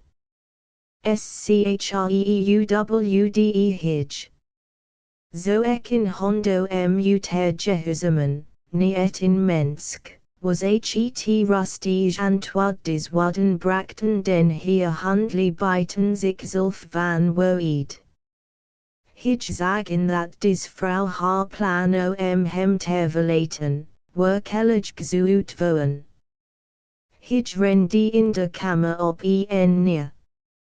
Plotseling bleef hij voor zijn vrouw staan, terwijl het sissend over zijn lippen kwam. Is dat de dank, dat ik van de dokter van in misdadiger in eerlijk vrouw maakt? Nou wil ik zweren des worden gesproken, of mevrouw Hundley hef haar hand op en in het volgende ogenblik sloeg zich den woorden die midden in het gezicht. In zinneloos rezenij maakt zich van den heer Hundley meester. Zijnegen sprongen bijna uit de kassen. Hij rukt in zilverfluitje ter voortje en fluit meermalen op eruit met jolly. Schreeuwde hij de kamermeisjes toe. Twee kratig gebouwd negers storten nu in de kamer en bleven aan de day staan. He.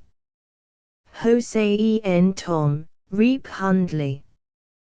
Pakt des daar en houdt haar vast. Met katachtige sprongen storten zich de beide negers op mevrouw Hundley die als vast genageld bleef staan. Maar toen de eerste neger haar aanvat, stoot zich hem terug, taste in den zak, en had een klein revolver ter voortje. 14. Terug, elle delingen, of ik make van mijn wapen gebruik. De duivel zal je helen worden de miljonair. Pakt des vrouw schreeuwde hij opnieuw. In van des woorden wild nogmaals op haar indringen. Donald in Scott in Fidgen kroet damp trok door de lat, en de dienaar stort met in luden smart uitroep, beid handen tegen het dichtbeen drukkend, neer. Mijnheer Hundley stond als versteed. Dat had hij niet verwacht. Maar het bist moest nog komen. Eruit. Riep mevrouw Hundley en hef de revolver opnieuw. Wagt het niet nog eens, mij aan te reken, elle die kriechen. Daniet Juan dies wat he zich stunenden kamerad van den grond en sleept hem naar buiten. De miljonair volgt die hen. Op den drempel van de kamer keert zich nogmaals bold de vuist zich gemalen en riep, binnen 24 uur zal de world vernemen, dat echt bervede in misdadiger is geweest. In overhalen van den haan liet hem spoedig het vertrek ontvluchten. Gent van woed storm die naar zijn slaapkamer en opende de kist. Wild het document, dat sedert verschieden jaren bewoed, uit het geheim vak halen en als wapen tegen zijn vrouw gebruiken. Hastig wierp den inhoud van de bovenste verdeling op den grond, en opende het geheim vak. Du is lintdeens die teruit. Zag dat het document verdwenen was. Wild, kon het niet geloven. Nogmaals boog zich over de kist. Met sideren die vingers bevoeld de kanten, zocht els in warren zijn grond niet was te vinden. Het document was verdwenen. Half bedwelmd zonk op den ditst den zetel, en staard verschieden minuten voor zich heen, voor weder denken kon. Overledde. Wieso het document gestolen hebben. Nog 2 dagen geleden had het zelf in de hand gehad, nog gisteren was mevrouw handel hem onder denig geweest, omdat zich wist, dat in dergelijk schriftstuk bezat. Het kon dus slechts deze nacht gestolen zich niet en mevrouw handel moest het bezitten. Daarom haar plotseling vlat uit het huis. Daarom was zich niet langer bang voor hem.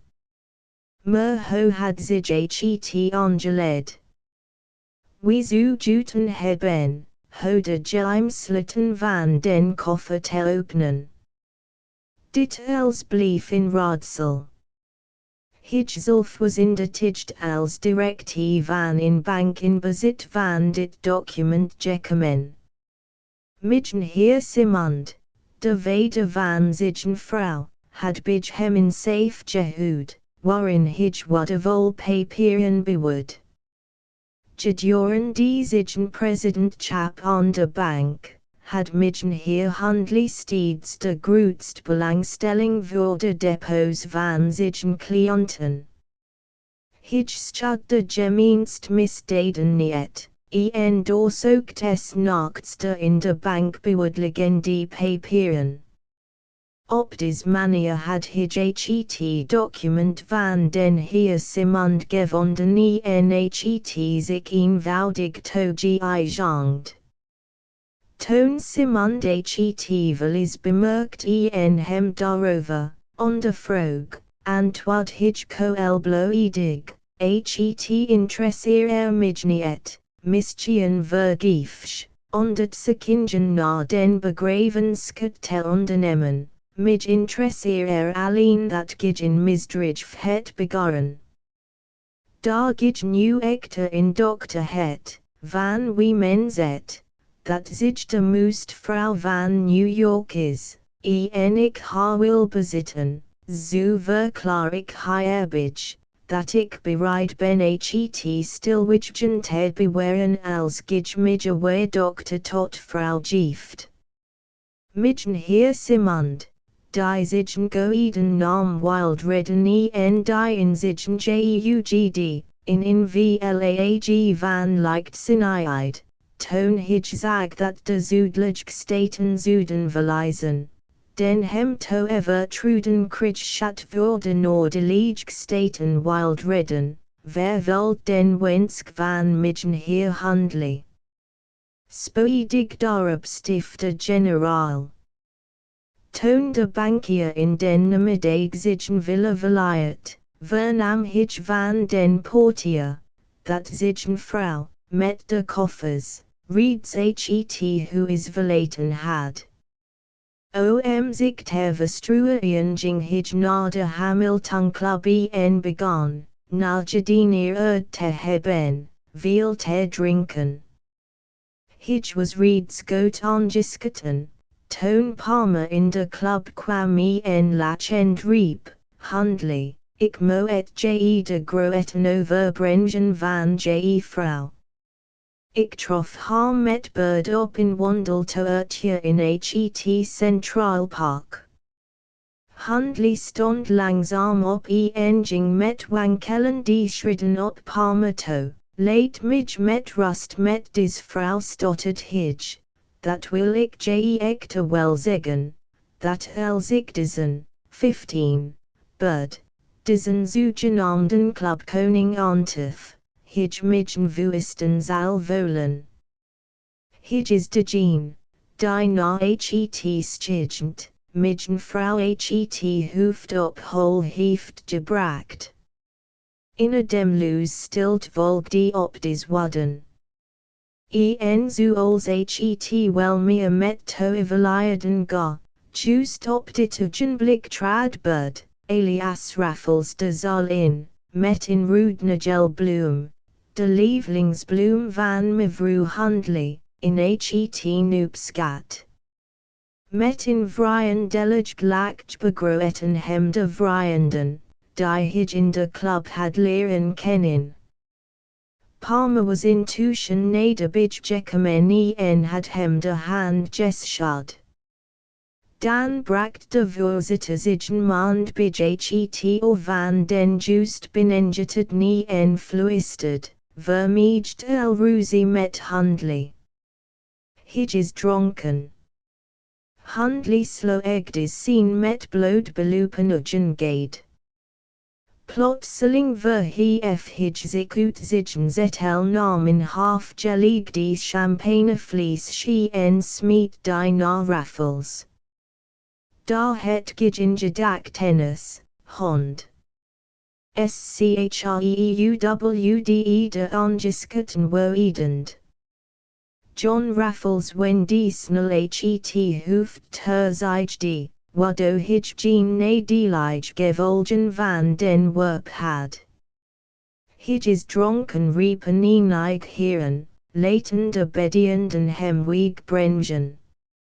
Doch nauwelijks had de reizende des wadden gehoord, of hij riep uit, wat, gij wilt mij hier uitgooien. De duivel zal den geen halen, die het wagt mij aan te reken.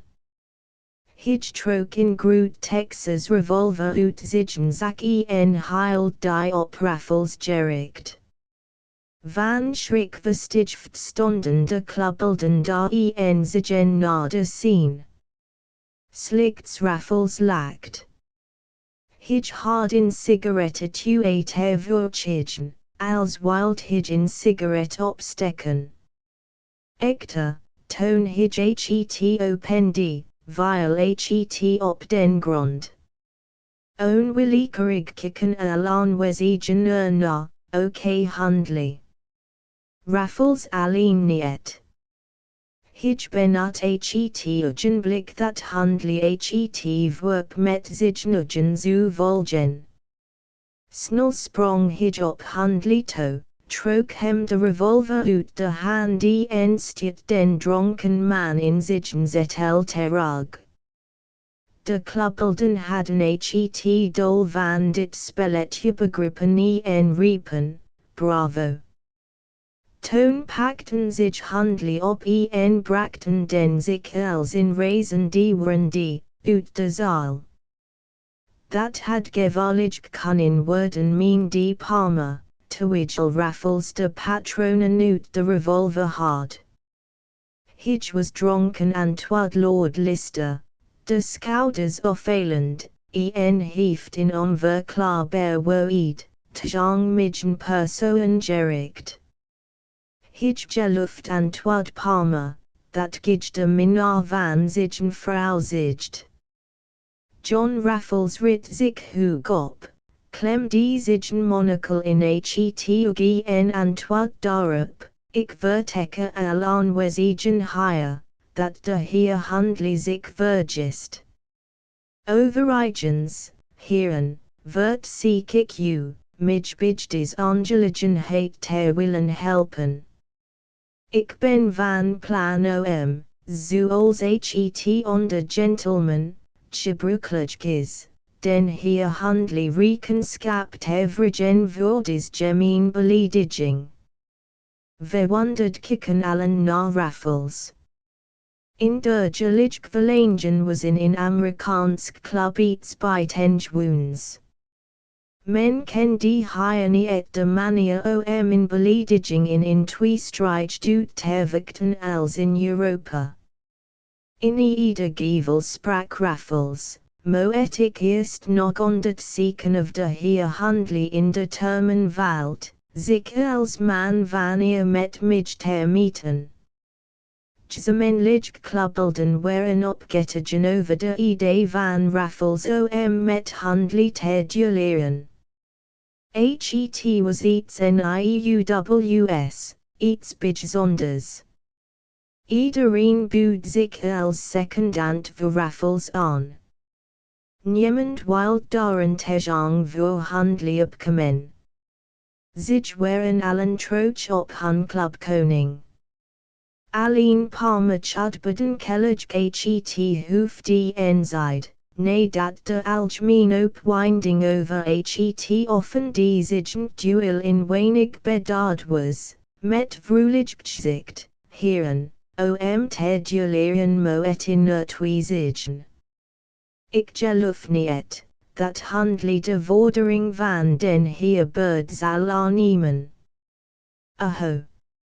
Riepen de klubbelden, dan wordt handly van de lichtst van de club gestrapt oké dat is nog de vraag antwoord Palmer, het is bijons in Amerika geen gewoont om te duelleren.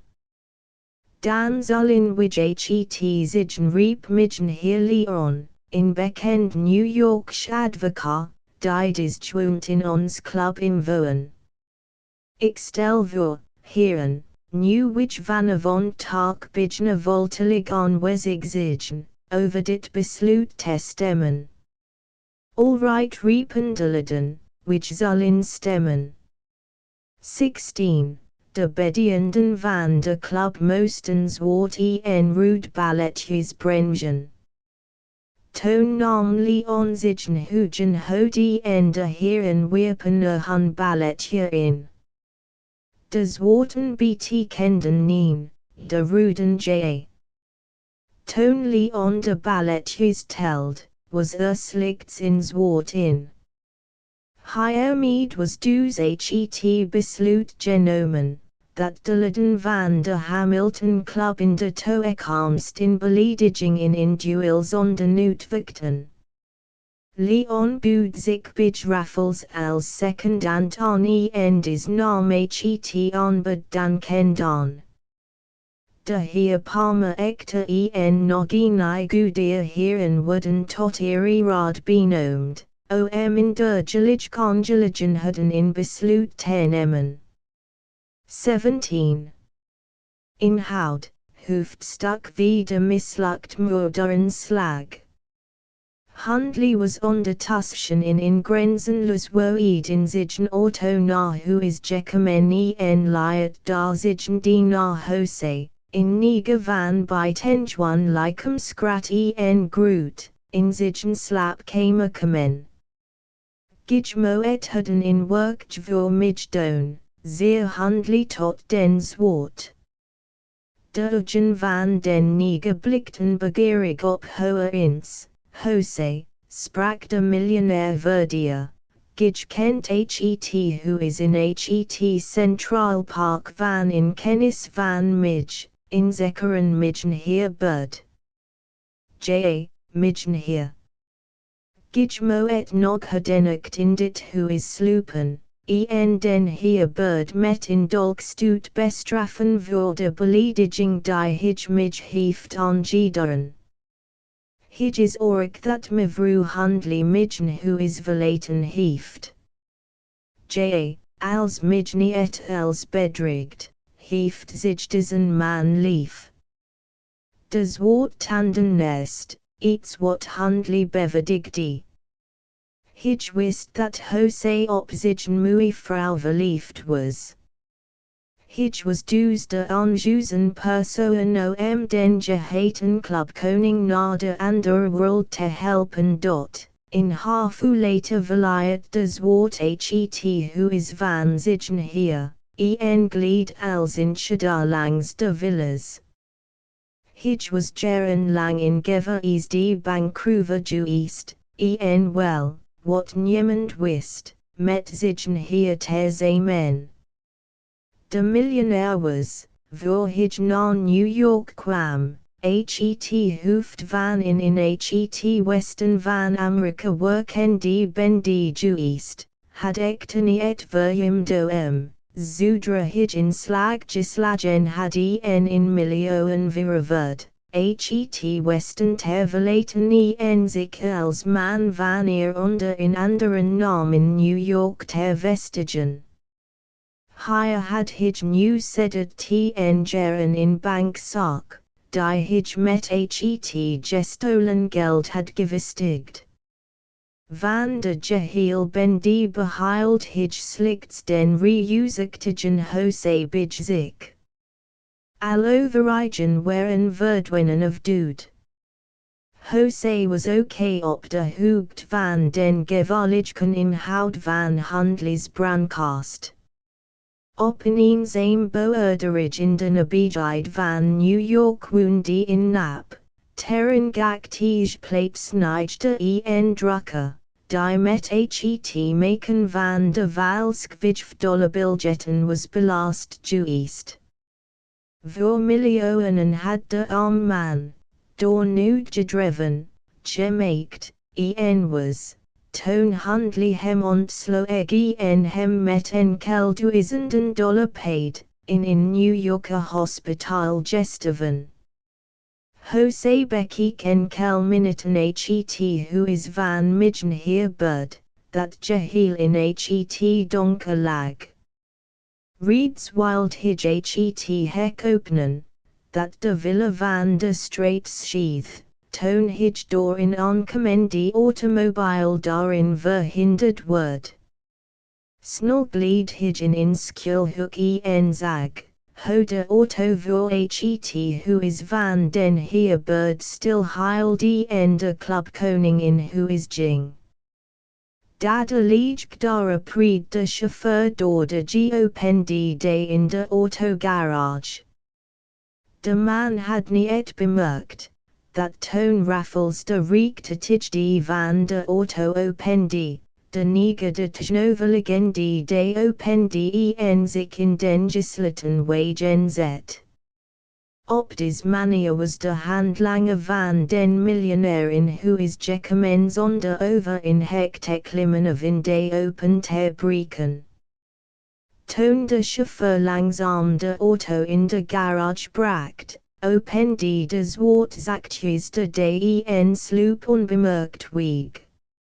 In de schedar van in klein Lutz verborg hij zich, tot de chauffeur en de portier de bergplaats verlaten hadden. Nu ging hij naar het sousterrain, opende met zigen mis in raam, en gled doorheen. John Raffles, die tamelijk vermoeid was, had zich dadelijk te slapen gelegd. Slechts Charlie Brand wacht nog en las. Plotseling led hij het beek neer. Het was hem als hadden de plakken in den vloer gekreekt. Toen op de geluid te letten, ging hij naar de en opende die op een keer. 18. De gang was helder verlicht, aan het einde daarvan lag Raffles slaapkamer. verschrikt stared Charlie op de day van de kamer. Du idelig zag hidger in nige voorstaan met in geopend mes in de hand. Dadelijk greep Charlie brand in zijn zak, had zijn Browning pistool ter voortjigen, rit het op den niets vermoedenden zwart en riep, handen omhoog, avixtiet. Met in schieeuw van woed sprong de nige van de day terug en zag met rolle diergen naar Charlie brand. Hij scheen nog te overleggen wat hij zou doen, want Charlie was, bij hem vergeleken, in klein, tengere figuur. Nog eens klonk Charlie brand's bevel, handen omhoog, avixtiet. Nu eindelijk gliet de nige het misvallen en hef de handen op dit ogenblik wordt de day van Raffles slap verrek geopend en verscheen hijzelf. In aardig onderhoud in den nacht, zeid hij kalm, en keek glimlachend naar de beide anderen. Ik trof hem voor je kamer met het geopend mes in de hand, verklaard Charlie brand. Oh! Nikt Raffles, nu herken ik den nap. Hij is in dienst van den heer Handley. In merkwaardige manier om mij in bestelling over te brengen. Wat verleen gij? De nige wist niets te antwoorden. Zij nugen kikken onze kahini en weer. Hij verstond de betekenis van Raffles woorden niet. Dis bukt zich, en rapt het dolkens van den zwart op een goot wapen, zeid hij, wat gij bevereist, dat je mond hier zou aanvallen. De nige nest met de tanden. Hij bemerkt nu, dat Raffles hem voor de maal hield. Ik zal wapen, ging Lord Lister verdier, bij midden vertameling vogen. Genu naar huis, en zeg hier, dat hij voortouwen voor de uitvoering van zijn bestellingen in geschikteren die naam moet kiezen. Wat? En nu het huis uit. Je laat hem lopen. Vroeg Charlie brand verwonderd. Moet ik hem ook nog gastvrijheid verlenen? Lacht Raffles. Hij zou zich wel niet op zijn gemak bij mij voelen. En nu, goeie nacht, Charlie, slaap wel. Rustig, als was niets voorgevallen, zocht de groot onbekende zijn slaapkamer weer op toen begaf ook Charlie brand zich ter rust. Juist toen hij zich wild nederleggen, hoed hij weer den grond krukken. Hastig greep hij zijn revolver en stormde naar buiten. Daar zag hij Raffles voor zich in donker overjas, den krukkeslagen en in zwart task in de hand. Ben je het? Vroeg de secretaris verwonderd, waar wil je nog heen? In wandelingetje maken, was het gewoon antwoord, ik ben binnen 2 uur terug. Ik heb in praktijen inval gekregen. Intuition me naar bed en geslopen. Zonder verdier op Charlie brand te letten, stapt John Raffles de gang door en was verdwenen het was bijna morgen, toen Lord Lister, door de schemering, naar de klein geheim day van den wintertuin in het paleis van Handley trad. Met den slutel, die hem den vorigen nacht door mevrouw Handley was gegeven, opende de groot onbekende de day en trad binnen. Hij had verschiedenen in de omgeving van het paleis verkelen moet in blijven en watten, daar hij bemerkt, dat handel zich nog niet te slapen had geled. Langs den hem welbekenden weg sloop Raffles nu in de slaapkamer van handel. Wederom verdufte hij den slapende met chloroform en opende de brandkast. Nu nam hij al bankbiljetten, die in pakjes verpakt waren, eruit en vulde daarmee zijn task. Zij was niet voldoende, hij moest van krantenpaper nog in groot pak maken. Daarop verliet hij de slaapkamer en ging naar huis. Het was ongeveer 9 uur in den morgen, toen in kranten jongen het bureau van directie Stamford binnentrad en hem een brief overhandigde. Hij moest niet op antwoord wachten en verliet dus dadelijk het kantoor. Stamford opende het cuvert, nam den brief uit, en las, zeer geacht heer. Ik heb mij veroorloofd gisteren in zich van arbeken te nemen en ik hoop dat daardoor, 19, voor ons beiden, bevrediging die zakverbindingen zullen ontstaan. Gij zult tot de overtuiging gekomen zijn, dat ik in concurrent van avertekeringsmaatschappij ben, wat hij gij niet zich te pwassen. Gij bezit niet zoveel miljoenen, als gij, indien ik wild, zat moet inbetelen. Daarom doe ik u den voorslag, mij als stilvenut in zaak op te nemen. Ik zal u in de toekomst als, wat ik met mij bezijden verdien, voor de helft van de wat verkopen. Ik denk, gunstiger aanbod is u nog niet gedaan. Ook zult gij niet spoedig iemand vinden, die u zo tegemoet komt. Het antwoorden magelig te maken, wilt gij u wel van de afdeling advertenties van de New York Herald bedienen. Als opschrift gebruikt gij de woorden stipt deel genut. Ik heb vannacht bij van klanten, zeker handel, $1,5 miljoen in bankbiljetten schroefd. Ik bied u de biljetten voor $1,5 miljoen aan, dus in praktische zaak voor u, niet waar. Gemakkelijker dan door mij kunt gij geen geld verdienen. Antwoord mij of ik morgen de check bij de bank kan laten afhalen. Zo gauw als ik het geld heb, zal ik u eigendom toezenden. Mocht gij soms de politie of een bureau van detectives op mij afzenden, dan zal het afscheid zijn, en niet de mijne.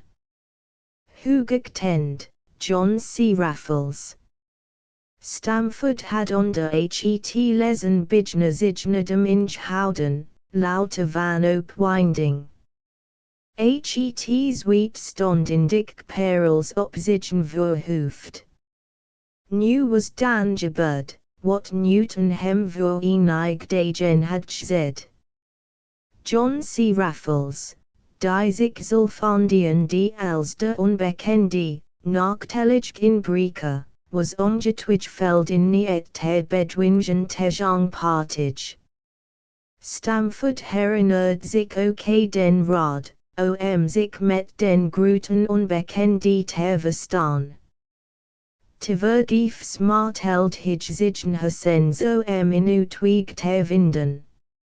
Ieder ogenblik kon handel bij hem komen, om hem te vertellen van den diefstal, waarvoor hij bij hem vertekerd was. Stamford riep zich beamte en beraadselgde wat te doen. Men kwam eindelig tot het resultate, op raffles voor slag in tegaren. Juist was het onderhoud afgelopen, toen handly binnen kwam en onder de reeds uitriep, men heeft mij bestolen, directie, ik ben bestolen. Na lot happen die, zonk hij in inleningstoel. Hoeveel is u dan ontstolen? Vroeg midden heer Stamford, hoeveel het reeds wist. Miljoenen. Stan die handly. Hoeveel miljoenen?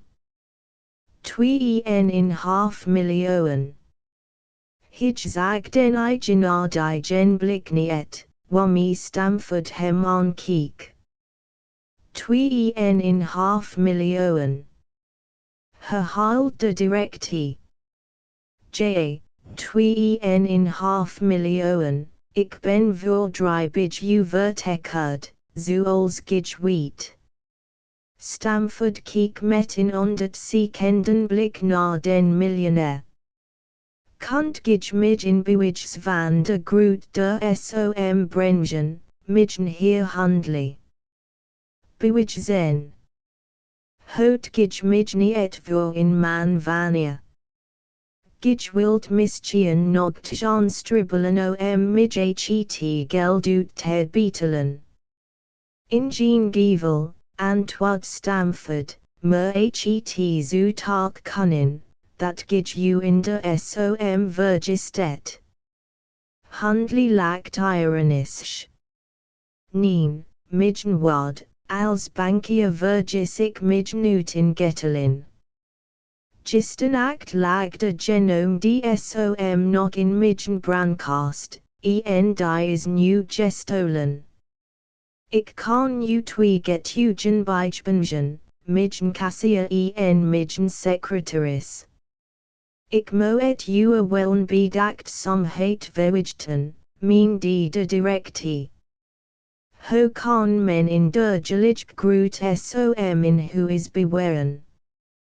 Daarvoor zitten tak de banken. Dat is midden zaak, antwoord handly opera toen. Gij moet mij de groot de som beedigen kunnen, ging Stamford verdier. Handly zet in hoog borst op en zijde, ik zal het voor den rechter beedigen. Dat zal nu dig zijn. Midden met chapage verlang den niet. Policies, naar ik hoop, in ord. Handly open die zigen pelstjes en harden portefeuille te verchigen. Hij harder in samgevouwen document uit. Hier is midden polis. Gij kunt dis bij den rechter van midden district, 20, tot het afleggen van eed, deponeren, midden hier. Handly first in ogenblik het verhoeft. Het spijt mij, niet lang te kunnen wachten. De zaak zal morgen afgelopen zijn. De heren geven elkaar de hand. Toen verliet handly het kantoor. In uw later bevond zich Stamford weer bij Newton. Het is gekomen, zoals gij voorspeld het. Hier. Lees den brief en zeg mij wat ik doen moet. De eigenaar van het bureau van detectives las aandachtig het schrijven, en chad toon het hoofd. Dis zaak is niet in orde, midden heer Stamford, mijn de hij. Verstoomd kijkt is naar den beoomden detective. In hoever, waarom? Heel eenvoudig, lacht Newton. Vind gij het niet merkwaardig, dat Raffles opens de door hem geopende brancast van zijn inhoud bevrijdt, nee dat hij dit steeds in dozigen kan niet gedaren heeft. Stamford chud het hoofd. Ik begrijp u nog niet, wat meent gij? Heel eenvoudig. Ik ben van mening, dat de rod select hij inbreken de laatst weken door Raffles zich nu het gewoerd. Maar daarbij is nu iets gestolen. Ik nam dus aan, dat de inbreker in zeker dolbeoogde en dat tjang u was gericht. In soort van afpassing. Dis brief echter bewust het tjang deel. Want waarom nam hij tot heden Tony ets van Wadwig, en waarom besteelt hij nu den hier handel voor $2.5 miljoen en byt ZEU voor $1.5 miljoen te coupon. Dis zaak is niet in orde. Bedenken naden ken die 9 minuten voor zich, Toon Stamford zeid, ge maakt mij in de war. Is tjan tussen Raffles en Handley. Welk tjan spreek? Handley beweert dat hem $2.5 miljoen ontstolen zijn, en Raffles spreekt slechts van $1.5. Newton fluit scherp door de tanden, Toon lacht hij en zeid, in goed idee van Handley. Wat meent gij? Nu, hij wil bij het zaak verdienen. Begrijpt gij dat niet? J. Maar Handley verzekert mij, dat hij de schadism voor den rechter wil beëindigen. Dan doet hij in mij niet. Stamford trommelt zenuwachtig met zijn vingers op de stoelning. Newton lacht ironisch. Het zo in mij niet zeggen, die absoluut ongevallig is voor Handley, want niemand zal kunnen bewijzen zijn, dat hij die som niet in de brandkast had. Newton hield de handen voor de ogen, als hindert hem het degelijk bij het nadenken. Na enkele minuten rit hij zich weer op bericht Raffles, dat Handley beweert, dat hij $2.5 miljoen gestolen heeft, en wat het antwoord af. Overigens laat gij Handley rustig den niet doen. Zo hij werkelijk blijken in misdadiger te zeggen, dan moet, niet staan die de mogelijkheid, geprobeerd worden, hem dit te bewijzen. Is dat gebeurd, dan moet de uitzondering heageren, waar hij behoort, dwz naar de gevangenis. Het gij midden hier Handley medegedeeld, dat gij in brief van Raffles het ontvangen. Neen, antwoord Stamford, zoveel criminalistisch scherpzinnigheid bezat ik zelf. Misschien zou ik het gedaren hebben, als de man mij niet, naar mijn mening, in onwaarheid had gezet. Verdier is nu voorlopig niets te doen, meende de detective. Geef bericht, en wat de wederontwikkeling van de dingen af. Na des worden begaf Stamford zich weder naar zijn bureau. Handley was van de vertekeringsmaatschappij naar de Hamilton Club gesneld. Hij watten hem reeds enig journalisten op, om van hem inlichtingen over den diefstal te verkrijgen. Handley schept de reporters af en was juist van plan te gaan ontbijten. Toon Leon op hem toetrad en hem inketwadden het besluit van de Hamilton Club, betreffende delirium van de leden, uiteenzetting. Handley had nauwelijks. De gestie dennis interesseerde hem niet. Plotseling echter spitzt hij de oren. Ik heb u, zeid Leon, in uitdaging van Berdover te brengen. Hij laat u de beslissing der wapenen over. Handly liet mis en volk op tafel vallen, de beet blief hem in den maan stekken. Hij meende het goed gehad te hebben.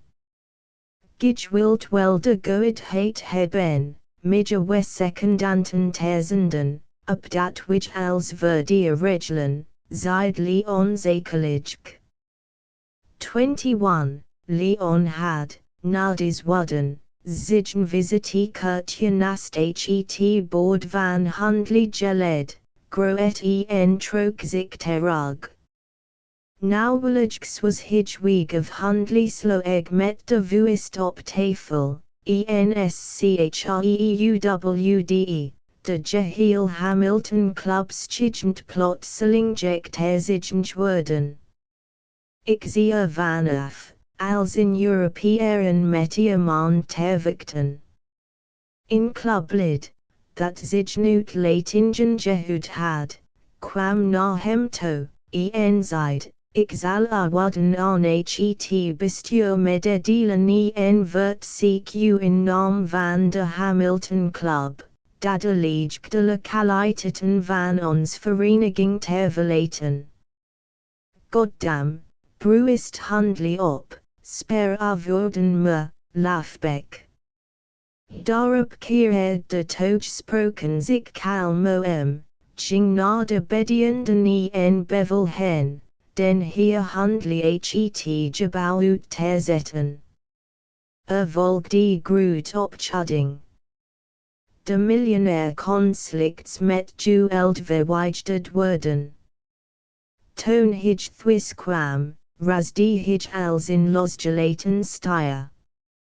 Alleen de gedacht aan de 2,5 miljoen, die de maatschappij hem moest uitbetalen, matigde hem wat. Inmiddels was het late in den namiddag geworden en brachten de avondbladen de volgende annons, stipt deel uit. Wij hebben vernomen, dat niet 1,5 miljoen, maar 2,5 miljoen zich in uw handen bevindt. Wij zijn bereid, u voor de uitbetaling van des SOM, de verleende check te overhandigen. Prachtig, lijkt Raffles, of die menskin proben mij te misleiden, of zigen zelf beet genomen. Hoogst watchiglich is het laatst. Ik zal dadelijk antwoorden. Met de eerste morgenpost ontving mij heer Stamford den volgenden brief, zeer geëerd heer. Advertentie heeft mij verrast.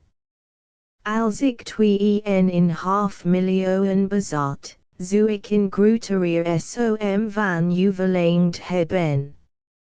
Ik verteke u echter, dat dit niet het geval is.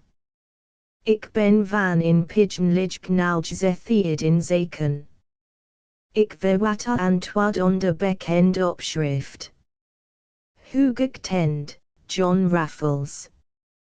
We dromsneld Stamford na Newton en toondes den brief gelezen had, zeid hij. Gij kunt op Raffles state maken, midden heer Stamford. Des handly probeer u te bedriegen. Wanneer gij u voor groeterier shade wilt verweren, zend Raffles dan de check, dan kunnen wij met handly onderhandelen. Den volgenden morgen las Raffles in tweed advertentie, stipt deel uit. Wij zijn bereid, u de check te geven, maar gelig oversteken. Het was tjong den avond, en Stamford wild juist zijn bureau verlaten, toen hij op de trap werd aangesproken door een besteller van het New Yorker Central Station. Neem mij niet kwalijk, midgen hier. Zicht gij midgen hier Stamford, de president van de vertekeringsmaat chapage. De directie kiek den pakdrager oplettend aan, en antwoord, Joel, midgen naam is Stamford. Ik moet het in brief aan u afgeven en op antwoord wachten. De gedresseerd nam den brief en las hem. Hij luidde, de besteller heeft in zijn hand de 1,5 miljoen. Zend gij daarvoor de check. Ik maak u opmerkzaam op, dat als gij het gevraagd zend, maar den boodtak het geld afneemt, gij diesen nacht grote shade door mij zult lichten. Hugekend, John Raffles. Stamford liet den besteller in zijn kantoor, opende de handtaskie en zag dat zich tot het range met $5 biljetten gevuld was. Toen begon hij het geld met behulp van 2 assistenten na te tellen. Bijna in u had hij nu digo zeker van te overtuigen, dat de inhoud goed was. 22. Toen gaf hij, zoals de groot onbekende verlangd had, de check aan den man. Met een goedenavond, heren, verliet de besteller het kantoor. Stamford wagde het niet, hem door een van zijn ondergeschikten te laten volgen. De boot begaf zich ondertussen naar het groot centraal station en trad in de vestibule voor het loket. Na een post trad een oud man met witten baard op hem toe, wisselde nig woorden met hem, nam de check en verdween in het joel van de menigte. Het was Raffles zelf geweest. Terzelfde tijd was Stamford na Newton gejeld en deed hem mededeling van de ontvingen 1,5 miljoen. Bericht den heer handley, dat hij het droef die geld van u kan terugkrijgen, lijkt hem de detective in. En wat dan of hij op staat, de 2,5 miljoen terug te krijgen. Mocht dit het geval zich niet en let hij den niet af, dan zal ik in functie treden. Handley rief zich vergenoegd in de handen, toen hij den brief ontving betreffende de beslissing van de ongelegenheid met de vertekeringsmaat chapage. Hij was de eerst, die den volgenden morgen het kantoor van Stamford betrad. Overstemd was hij echter, toen Stamford hem 1,5 miljoen in $5 biljetten begon uit te betalen. Maar dat is mijn eigen geld, zeide hij. Zo is het, antwoordde Stamford, het is ons, door ons agenten, gelukt den dief het geld weer afhandig te maken. Maar mankeer in miljoen aan, uit Handley na een klein pause.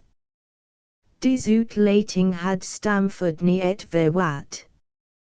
Hij geloofde niet, dat Handley in schelm zou zijn. In waarheid, midgen heer Handley. Vergist gij u niet, vroeg hij daarom. Wat drommel, midgen heer Stamford. Ik herhaal u nog eens, dat ik toch wel zal weten hoeveel geld ik bezit. Gij zult ons dus de groot de som, zoals, which verlengen, beedigen. Met en eden. Goed, vergezel mij dan naar den rechter. Na een half uur was de zaak afgelopen. Daardoor was Stamford gedwongen, om handli het ont breken miljoen ut ter betelen, wat voor hem zo goed als de ondergang van zijn mate chapage was. Hij overledde nog, ho hij dit gevaar kon afwenden, toon de telefoon op zijn schrifttafel belde en hem beduid, dat hij maand hem wenst te spreken. Hij ham de Jehubi en riep, Heer Stamford. Hallo, wie daar? Heer Newton. Is midgen hier handli nog bij u? Joel. Het gij hem de $1,5 miljoen in $5 uit betaald. Nog niet. Zich nog higher. Ho is het met de need. Midgen hier handli heeft hem reeds afgeled. Wij komen van den rechter. Zo. Dat is Jack. Hoed hem nog in half uurtje bezig. Ik ontving zo even in brief over welongelegenheid van Raffles. Kom zo dadelijk bij u. Stamford ledde de Jehubi neder en wendde zich tot handli. Gij wilt misschien zo goed zijn in half uur herwatten, tot ik de bank bereikt heb zonden van de uitbetaling van de check aan u. Daartoe ben ik gaan bereid, en ik ben blij die midgen geld weer terug te krijgen. De directie gaf voor, anders zeker termoetin of doni en verzoekt den heer handli in kamer te treden, waarbij en tijdschriften lagen. Verging dan ook nauwelijks een kwartier of Newton stapt in het kantoor van Stamford. Na het begroeting zei de detective, des Raffles is werkelijk in uitstekende persoonlijkheid. Hij heeft mij in schelmende netten gejaagd, die ik anders niet te pakken had gekregen. De man behoort tot die klas van mensen, die bij ons han misdaden onder bescherming der wet uitvoeren, in een vorm dat wij nauwelijks vat op hen hebben. Waar is het geld, dat Raffles uzonde en dat hij van handli wegnam? Stamford opende den groeten handkoffer en ledde in pakje $5 op tafel. Hastig trok de detective in banknoot uit, hield hartjong het licht en begon haar ernstig te onderzoeken. Verwonderd keek Stamford naar des bezaaid. Hout gij voor valsk.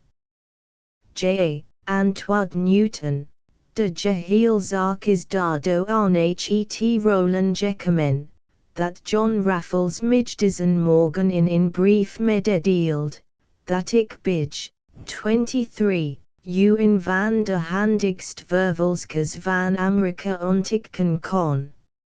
Intussen heb ik vastgesteld, dat des biljetten werkelijk valsk zijn. Stamford nam nu ook een biljet onder het vergroot glas, en na een zorgvuldig onderzoek, nadat hij door Newton op de kenmerken was opmerkzaam gemaakt, zag hij, dat de 300.000 biljetten praktisch waren gemaakt. Geef hem nu de check. Al het overheid laat gij aan mij over. Hij zal mij niet onkomen, die Newton na een poosje. Waar bevindt zich de heer handli nu? In de kamer daar, was het antwoord.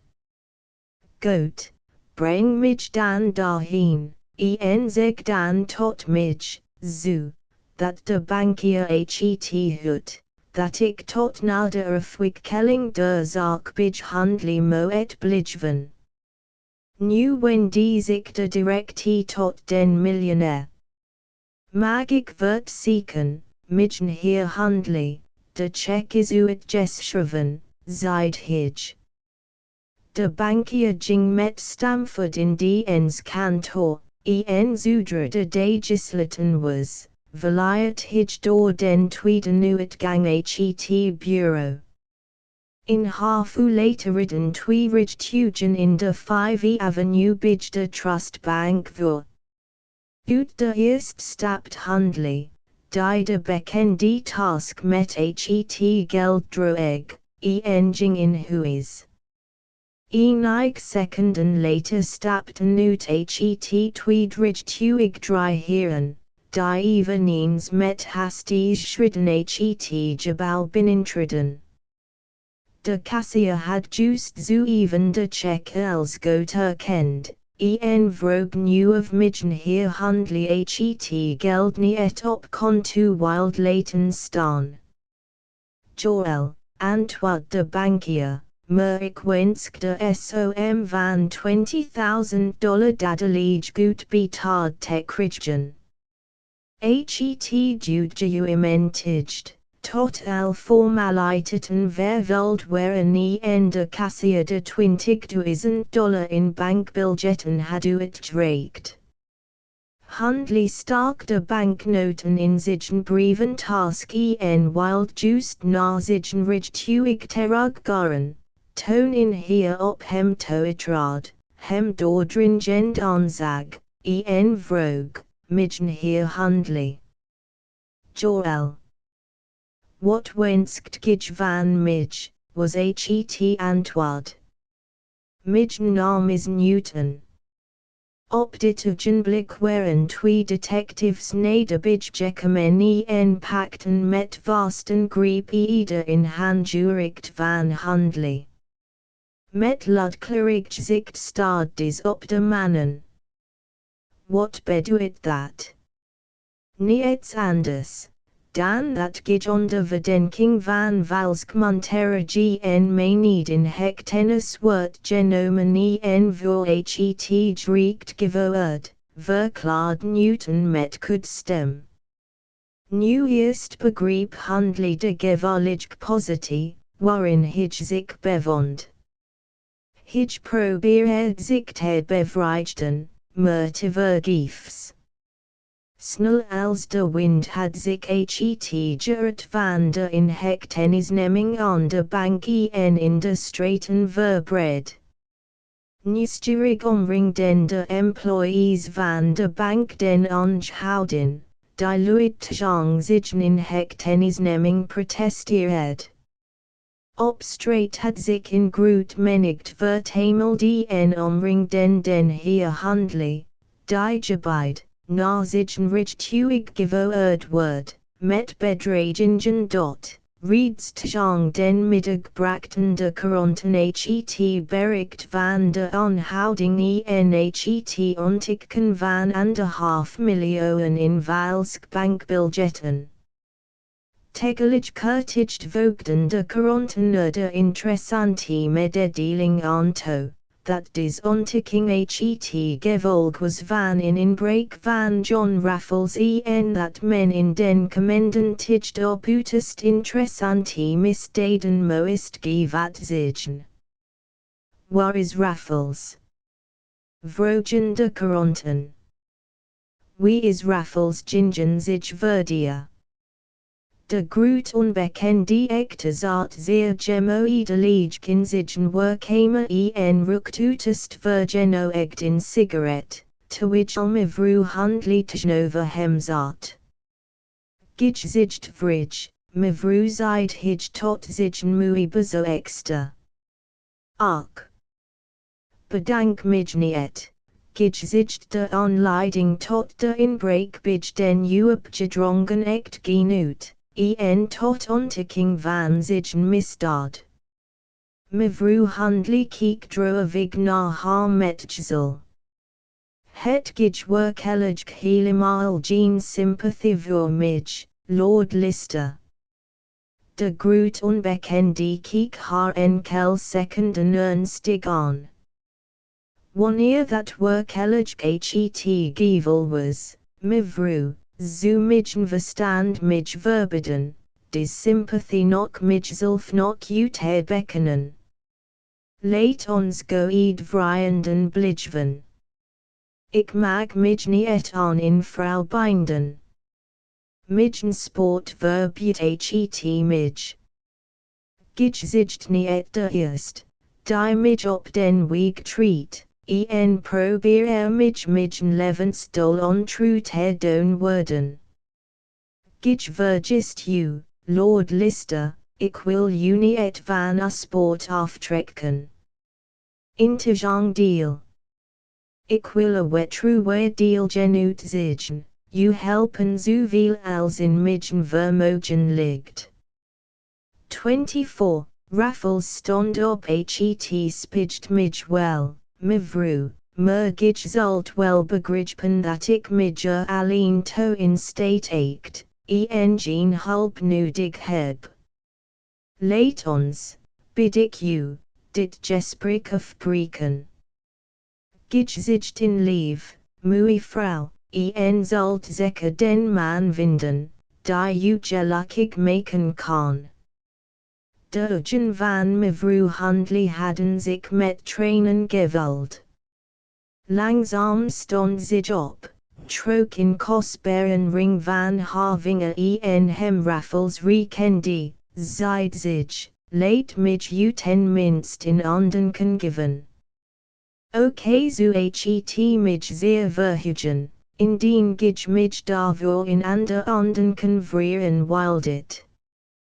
Dan kent kust Raffles de hem aangeboden hand, toon trok hij van zijn ringvinger in praktisch rebegen van zultzame groet stak hem met in smartelig glak aan de hand der moei vrouw, die snik kende haar gelaat in haar zak do ek verborg. Laat ons nieuws scheiden, mevrouw Handley, lief wel. Kwam na in het zacht van de lippen van Lord Lister. Nog eens kust hij haar hand, begeleid haar nader de van zijn werkkamer. Ik zal u, zo spoedig ik den skut heb opgegraven, bericht doen toekomen, zodat gij in staat zult zijn, volgens den wensk van Aveda. Het geld ter besteden. Zullen wij elkaar nog eens weeren. Ik weet het niet gaf Raffles toen lus ten antwoord, toen wen die hij zich zicht af, statuut, quel ons beden tak niet zo, mevrouw, laat els aan de toekomst over, nog in laatsten. Smarteligen blik wierp de jonge vrouw op haar edelen ridder, toon verleiert zich, als intrede, het huis. Lord Lister bleef nog in u alleen en leiert toon door zichen kamertje naar Charlie Brand roepen. De jonge man keek zichen vriend met in ondert sekenden blik aan. Ziet bleek. Wil je niet wat rusten? Vroeg hij bezorgd. Ik denk dat in plaats van rusten, werken in weldaad voor mij zal zijn. Ik heb de laatste dagen helemaal vergeten, welk groot werk ik mij voorgenomen had in New York af te doen. Dis Handley heeft mij helemaal van mijn voornemen afgebracht. Armoeden rijkdom zijn hier veel groter dan waar ook in de wereld. Daar zal moed de rijkdom voor de armoede zorgen. Ik ben vandaag op een soirée bij den koning mee geïnviteerd. Zoals mij uit de beacon van de vertekeringsmaatschappij bleek, is des man voor een bedrag van $10 miljoen te in break vertekerd. Hij is de laatste in de rij der miljonairs, die ik mij bezoek toegedacht heb. Dan is mijn plan, dat ik hier uitwerken wil, Rijp.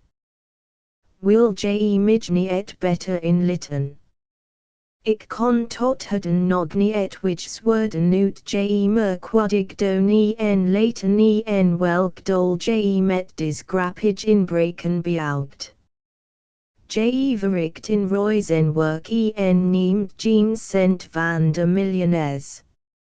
Zoals je handel wigs is raadselachtig.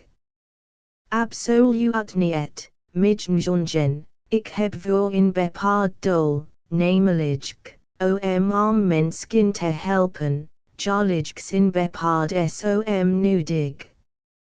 In som die et hug geno eg kan zigen. De Amerikaansk multimillionaires moet in mij die betalen. Charlie Brand rukt naden ken zigen sigaret. Ik begrijp daarom toch niet, wat je van plan zigt te doen. Hoe wil je hen daartoe dwingen? Raffles lacht vrolijk en klopt Charlie Brand op den schouder, doorvers en verstand. Maar het is heel goed dat je niet els begrijpt, jongen. 25. Inhoud, hoofdstuk 6. Raffles bereikt zijn doel. In schitterend gezelschap was bij den koning vertameld. Ook mevrouw Handley was aanwezig.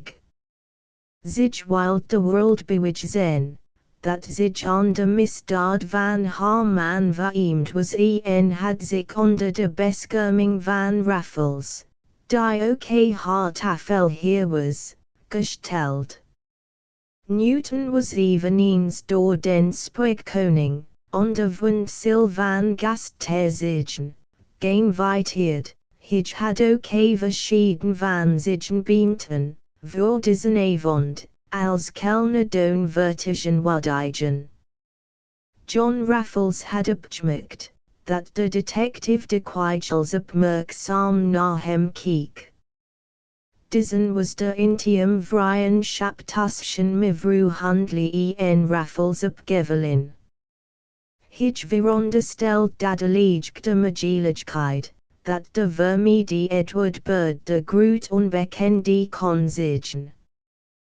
Bij de inhechtenisneming van Handley had Newton veel gehoord uit het intium leven van den miljonair en toen ook de beschuldiging van Handley vernomen, als zo Bird de minnaar van zijn vrouw zigen. Daarom was het ook mogelijk, dat den diefstal bij Handley gepleegd had, omdat op den dag voor de inbraak mevrouw Handley de villa had verlaten. Het was ook mogelijk, dat zich iets van den inhoud der brandkast wist. De inbraak had wel het bij smaakt van in persoonlijk rekening. Onder de beamten, als bedienden verkleed, was in, die is denzelfden morgen uit San Francisco was teruggekeerd. Dis beamt was pas 2 maanden bij hem werkzaam, en was voorheen in Londen aangesteld geweest. Dis beweert zelfs, John Raffles te kennen. Hij heet James Green. Toen het diner was afgelopen, trad de assistant op zijn chef toe, en fluisterde, John Raffles is hier, ik heb hem herkend. Enig seconden bleef Newton nalat happen. Vergis je niet, Green? Vroeg de detective met nadruk. Zeer zeker niet was het op beslissen toen gegeven antwoord. Hun gesprek werd onderbroken door mevrouw Handley, die aan den arm van Raffles op den detective toetrad en hem begroet. Ik dank u, mijn heer Newton zeide zich, dat het u gelukt is, diesen ontzettenden mens, die mij on de bedragingen gedwongen heeft zichen vrouw ter worden, in hek tennis tenemen. Verust kiek Newton op on de bedragingen. Zo is het, mijen hier. Het zo mij werk elig interesseren, daar iets neders van ter vernemen antwoord de detective, terwijl zichen trekken groot spanning verriden. In licht druk op haar arm, die de groot onbekende, 26, in den zichen hield, wat uit haar voor de route leitingen. Ho onmerkbaar dit ook wordt het gewoord, Newton kreeg tarkig te docht, het geen nog verstikt wordt, toon de moe vrouw nieuwsheid, ik wil liever niet over midden privat aangelegenheden spreken. Den detective bleef voorlopig niets anders over dan in belief die toestemmen die beweging, toon zijt hijgkut, zoals gij wenst, mevrouw Handley. Ik word ziek u mij snaam ten emmen, ik wil in misde die desire niet meer aandoen. Dit kan ik u niet kwalijk nemen. Daarmee was het onderhoud afgelopen. Zij wisselden nog enig belief die worden nie engingen toon verdier. Gij had bijna iets doms gedaan fluisterd Raffles tot zichen begeleidster, terwijl zich verdier gingen, spreek in hemels naam niet van de misdaad. Op dit ogenblik trad in Georges Frenchman, Henry Saccard genaamd, en die eerst sedert enkele weken in New York als gast in de Hamilton Club opgenomen was. Op Raffles to liet zich aan mevrouw Handley voorstellen. Van Versloeg Newton des zien gaat. Wederom voeg die zichen assistant zich bij hem. Zicht gij geheel zeker dat Raffles onder de gasten vertoeft. Vroeg hem de chef nogmaals nadrukkelijk. Joel antwoord de detective beslist. Kunt gij hem mij aanwijzen? Gij naar den heer die daarbij in Palmengroep, met in damen in zacht roos Japon, staat antwoord de gevraagde en wees op den begeleider van mevrouw Handley. Prachtig. Mijen vermoeden heeft mij dus niet bedrogen jubelt de chef. Ik zag in hem reeds sedert in u den lang gezochten Raffles. Ho ga het met u vroeg op dit ogenblik mijen hier meier, de gastheer. Heel goed was het antwoord, ik meen dat a feest in gedenkdag in de driektelig kwartje dennis zal worden, Raffles is hier. De archimillionair verbleekt. Huul hijin bijzonder krachtig man met stuk zenuwen was. Gods wil zijt hij, houd het stil. Al mijen gasten zuden het hu is uitvlatten. Wees onbezorgd, ik zal mijen maatregelen nemen, ook de gevangenemming zal zonder opzien gestieden. Ik smeek u. Hij verleiht den heer Newton, die zich weder tot zichen detective Wendy, chief ons politiposten kennis en gezoedanig in de verhaal staan dat gij Raffles, wanneer hij in den wagen stappen wil, kunt pakken. Ik zal hem in teug houden.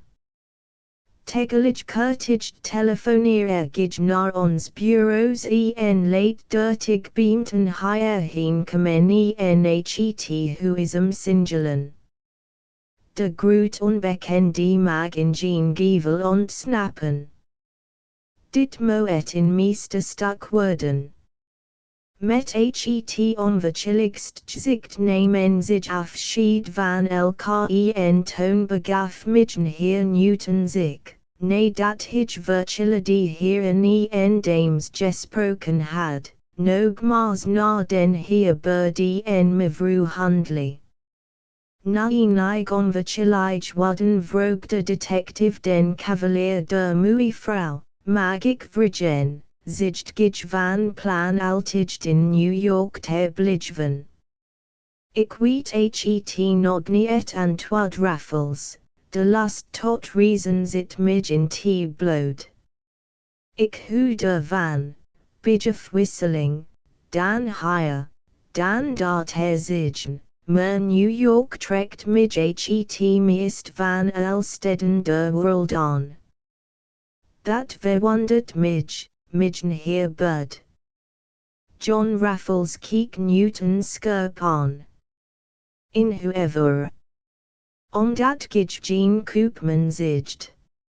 Maar ik ben van plan, mij in New York veel met zaken bezig te houden.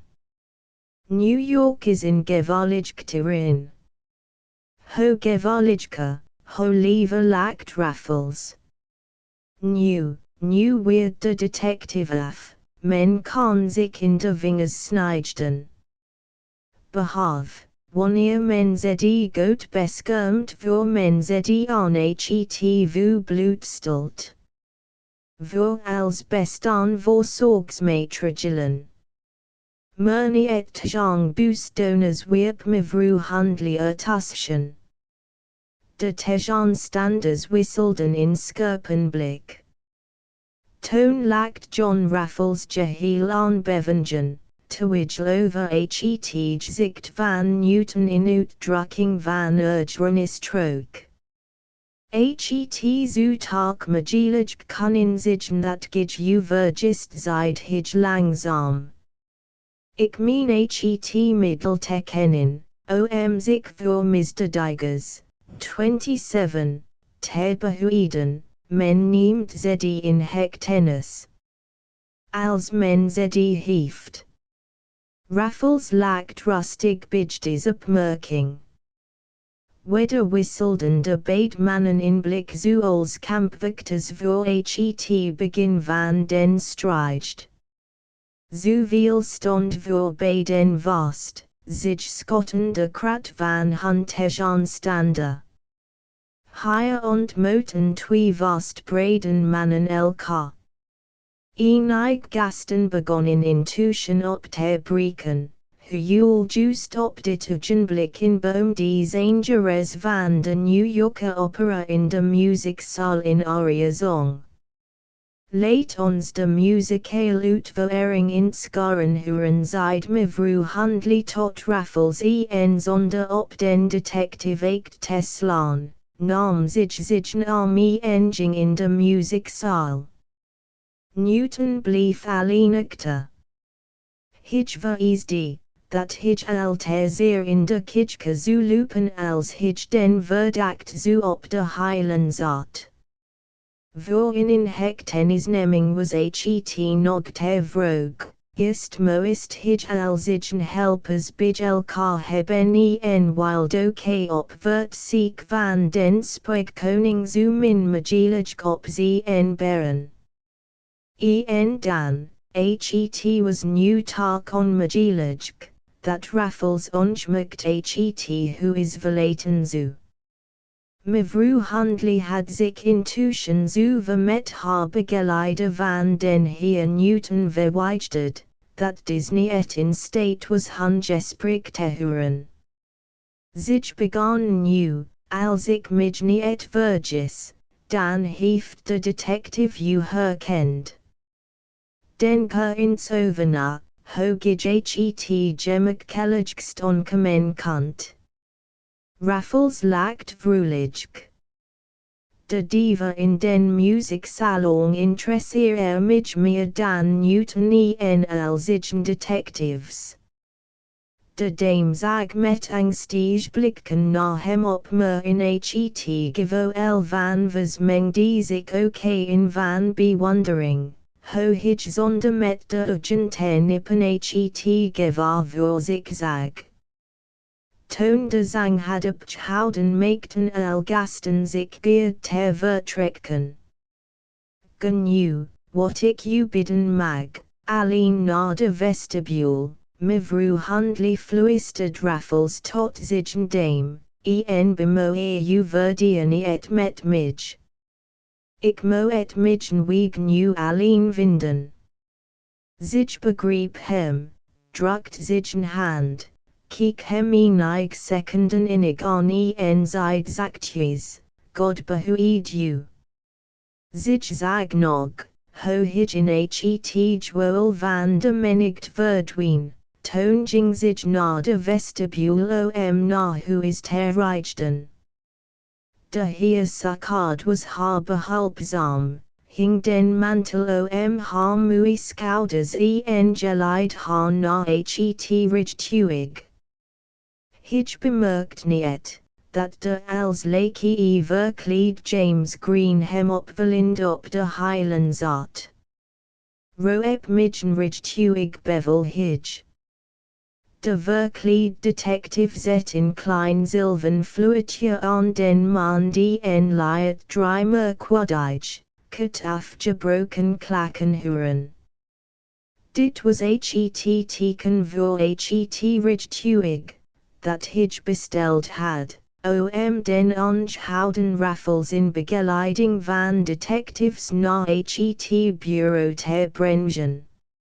Saccard let er niet op, dat op het ogenblik, dat het fluitsignaal weerklonk, een aantal met stokken gewapende heren zich om hem heen plaatsten. Het rijtuig kwam en James Green opende het poortje. Halt! Raffles, gezigt ons gevangen. Met des woorden de detectives den groeten onbekende, die de beamten van het Newton bureau in den heer Saccard meenden voor zich te zien. Zie de titelplate.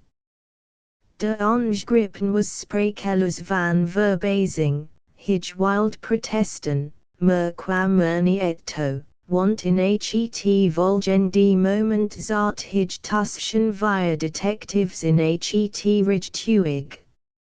Newton, die terzelfde tijd, dat de aanhouding van Saccard plaats had, onderrichtet die van het huis zich beamten inliet, kwam juist op het ogenblik aan, dat het rijtuig met den aangehoudene en de vier detectives afreed.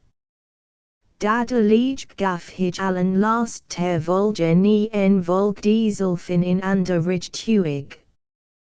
Hoe verbaasd was hij echter, toen hem in plaats van Raffles, in hem volslagen onbekende woord gebracht. Dit moet Raffles zijn. Vroeg hij den detective die de aanhouding gegeld had.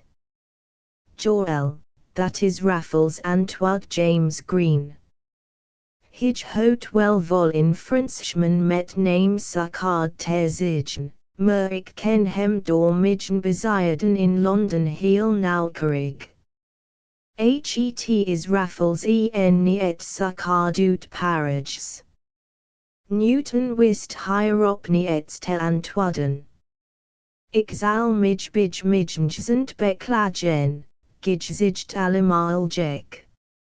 Riep de aangehouden, ik ben een eerlijk man en door geen politiebureau ter wereld gezocht.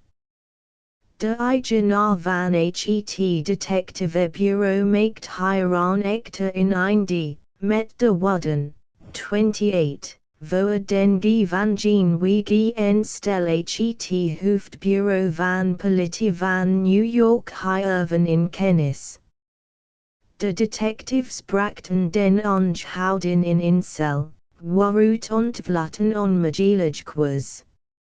Ik heb mij verslijk vergist, zeid Newton tot inspectie Harkel, ik heb een heel ander spoor gevolgd. Ik zou den zogenaamden Club Koning, een lid van de Hamilton Club, in zekeren midden hier bud, die hier in het Centraal Park in Villa bezit, de intium vrijend van mevrouw Handley is, gevangen genomen hebben. Werkelijk geluk, dat dit niet het geval is geweest antwoord de inspectie, het zou een groot schandaal gegeven hebben. Dat is zo. Ik hoop nu maar, dat James Green geen boek geschreven heeft. Dat is onmogelijk sprak de andere want Green is eerst sedert 4 weken in Amerika was, zoals zelf weet, tot zijn aankomst in New York in dienst van Scotland Yard in Londen. Moet dus Raffles precies kennen. Gedurende dit gesprek bevond zich Raffles in de werkkamer van den koning, waar hij zich onder den divan verborgen hield. Hij moest wachten, tot het personeel zich ter rust had begeven. Bijna 2 uren moest hij in des ongemakkelijk houding vertoeven.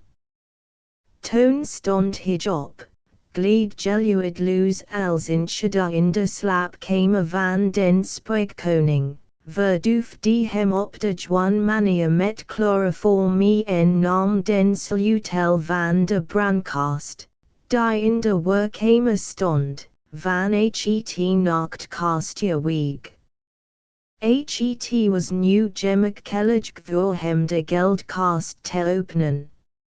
Langentijdig doorzoekt hij de documenten en vond eindelijk dat, wat hem interesseerde, in overeenkomst, over een trustverbintenis tussen den koning en in kolen syndica, dat tegen de wetten van de Verenigde Staten was.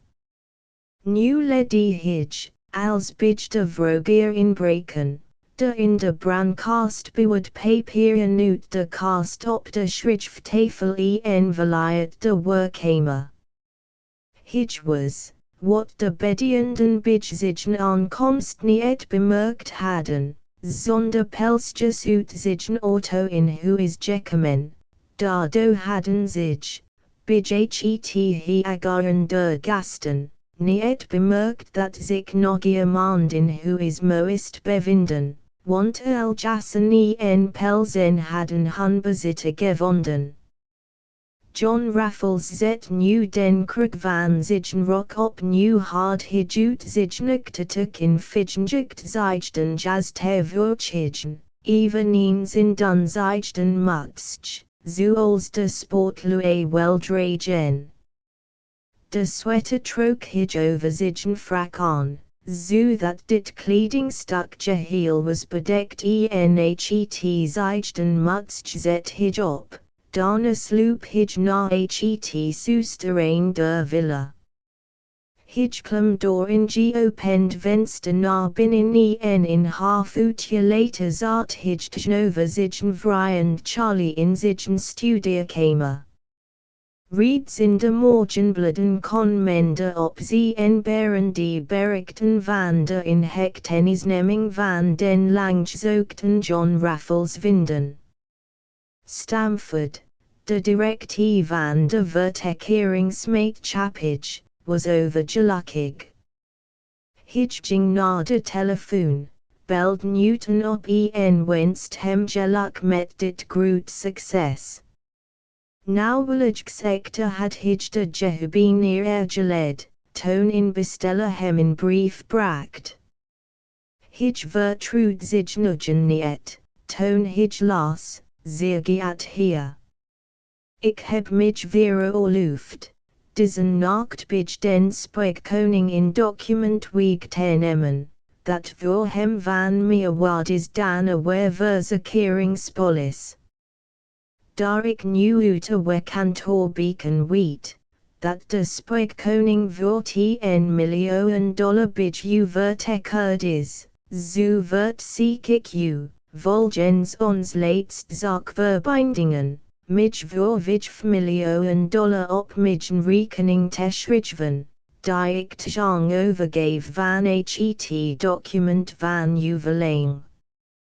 Tegelijk kurtigd wordt ziek ik u, den hiermee erven in kennis te stellen, dat ik mij dit document heb toegeëigend, en daarvan door in notaris al hier in nauwkeurig afschrift zal laten nemen dat ik, tot mijn eigen veiligheid, gedurende die mijn punthoud in Amerika zal bewaren. Wil ook de goedheid hebben, den heer Newton opmerkzaam op te maken, dat ik dit document bezit en dat hij mij op het ogenblik dat hij mij de heer van in bezoek zou kan, zou dwingen dit schriftstuk aan den president uit te leven. Hugekend, John C. Raffles. NB Zutgij, wat magelig is, geen vij familio dollar bezitten. Zu wilt gij de check wel door den heer mee laten uitkrijgen. 29. Wanneer in bliksemstraal voor Stamford in de aard was gedrongen, had dit geen grotere uitwerking kunnen hebben. Raffles zu gevangen genomen zijn, en hier hield hij een brief van hem in de hand. Hij behoeft niet lang over dit raadsel na te denken. Opnieuw belt de telefoon. Hallo, wie daar? Hier mee. Kom dadelijk bij mij, ik ben bestolen. Ik zal komen. Ik weet het reeds. Hij led den hun neer en wildweg garen. Daar belt het opnieuw. Hallo, wie daar? Hier Newton, kom dadelijk bij mij, de duivel is losgebroken. Wij hebben den verkeer gepakt, want ik heb een brief van Raffles ontvangen. Ik weet het ik ga eerst naar den heer mee en kom dan naar u toe, of beter nog, kom naar den koning, dan kunnen wij elkaar daar treffen. Hij was reeds on de day en wild zich naar den heer mee begeven, toen hij nogmaals opgebeld wordt. Hier Rockefeller, wie daar? Hier Stamford, wat is er? De duivel hail u en ons politie. Ik ontvang daar juist diesen brief, wat hier. Ik gaf mij de heer, de vooruit week bij u in te breken, en niet week te nemen. Ik geef u de verzekering, dat het mij niet veel moeite zou kosten, dit bezoek te herhalen. Ik zal dit echter niet doen, wanneer gij belooft, ieder jaar op een bepaalde dag, $10,000 aan de armen van New York te geven.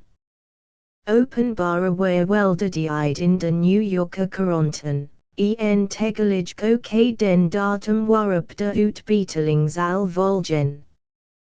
Mocht gij op mijn voorstel niet aan dan zal de verzekeringsmaatschappij bij welk gij te inbreken en diefstal verzekerd niet in staat zijn, u de schade te vergoeden die ik u door de uitoefening van mijn sport, zal doen lichten. Maar dat is werkelijk onschuld schreeuwde Stamford. Joel, onschuld, maar wat moet men doen? Wilt gij mij in verzekeringspolis voor $50 miljoen uittrekken? Onmogelijk. Het telefoongesprek wordt afgebroken, weer wild midden heer Stamford naar de snellen om den heer mee te bezoeken, maar ook nu kwam hij de kamer niet uit want alweer ingeld de telefoon. Hij had nauwelijks den moed de gehobe weer aan het oor te houden. Weder maakt zich in der bij hem verzekeren bekend, begon hem met de dealing te doen van den inhoud van in brief van denzelfden inhoud als die on Rockefeller. Dik zweet droppels perelden den directie van de vertekeringsmaatschappij op het voorhoofd. Hij zag dat hij tegenover Raffles mocht was. Onen de broken luer het belletje van de telefoon, zodat hij niet bij mij kwam. De miljonairs van New York waren zenuwachtig geworden. Stamford had het gewoel, alsof men in Inmeren hoop gehoord had de beesten nu over hem heen lippen.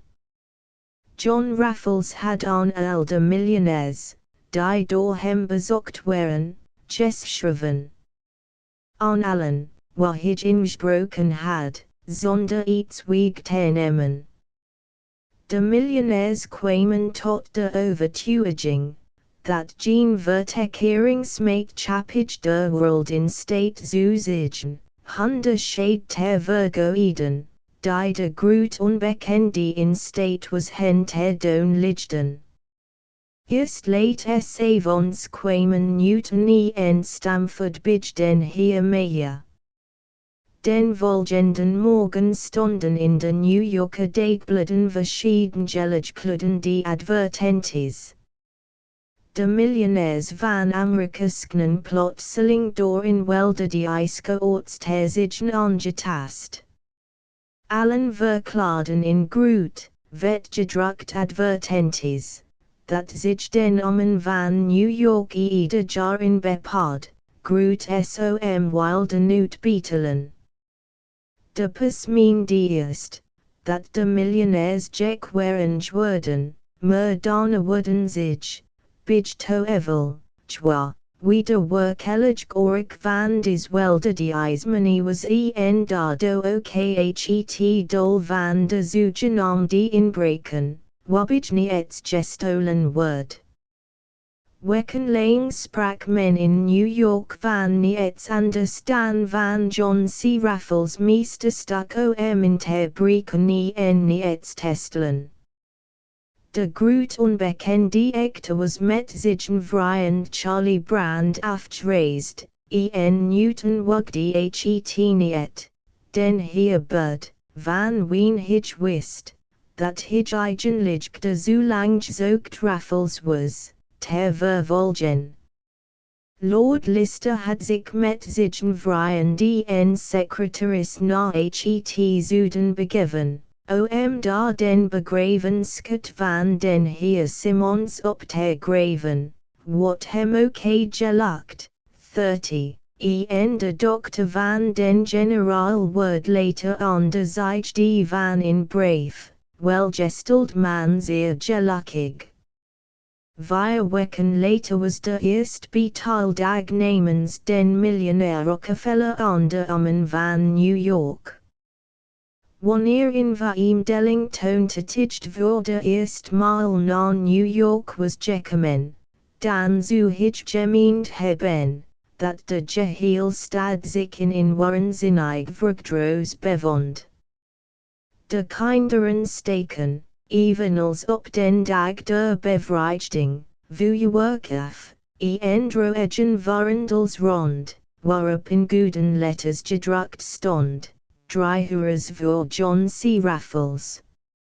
Inhoud, het volgende deel, number 29, is getiteld, het indisraadsel. 31, inhoud. Het misdadigers quartier van New York.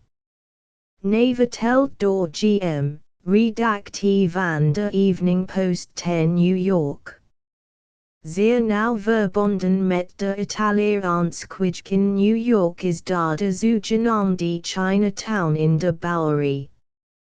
Bestaat wellicht geen tweede ter wereld, waar zoveel gevaarlijk en grijselijk in breken spelonken, Moordina Sholani en Divan Kelders Zijn Aaneengerigd als in des Geheel Stadswijg. Stel u voor in hoe is en complex, doorsneden door nauwwet, boektige, hoe ik straten en bebouwd met woningen van wijf, zis of meer verdepingen. Het heel stadsgedeeld is bijna in aaneengegroeid massa. De muren der huizen zijn doorgebroken en volgeheim verbindingsduwen. De straten zijn ondermidden die en hoed en galerijen overwelvende ontelbaar binnenplaatsen. Het geheel is als in groot net, in labyrinth, dat niet te ontwarren is. Noot, zolang als des reuzigtige skillhoek der Italiaansk misdadigers bestaat, was de Amerikaansk politie in doorgedrongen voor het optreden van Petrosino. De toegang tot het district wordt verleend door een Italiaansk danslokaal, waarin iedere avond langstudige Chinese en een van de allergst soort de wisseligst zwelgpartijen vieren. Chinatown was in der plekken, waar Petrosino het liefst arbeidde. Hij kende de omgeving beter dan de bewoners der buurt. Op midden vryen delige werd ziek nam hij Migi en Rudolf Christians, in bekend toneelspeler van den koninklijken Schouwburg en de lieveling uit de Belgisch residentie, met op nachtelijken stroeptikt door het beurt en levensgevaarlijk misdadigers quartier. Eerst enkel dagen geleden was daar door Italianen in verslijk misdrijf gepleegd, in misdaad, zo afschuwelijk, dat iemand de heren herbergers alleen reeds bij het lezen van dit bestatig bedrijf. De kapitein van een Engelsk koopvaardijschip was door een blank Chinese vrouw in het misdadigers quartier gelikt. Daar was de man door een paar wijven dronken gevoerd. Toen dit was gestuurd, bedwelmde men hem met een bekend Chinese verdovingsmiddel en toen was hij naar een ondraagsgang gesleept. Daar had men hem zijn zwaarbuurs, zijn kostbaar horloge en zijn ringen afgenomen. Toen had men den ongelukkig van al kleren ontdaren en daarna in die afgewekkende misdrijven op hem gepleegd, wat alleen maar Italianen in staat zijn. Met hoefspijkers hadden de beesten den ongelukkigen man, die in de zwist verdoving daar nederlig, zijn handen en voeten vast gespijkerd op den vloer.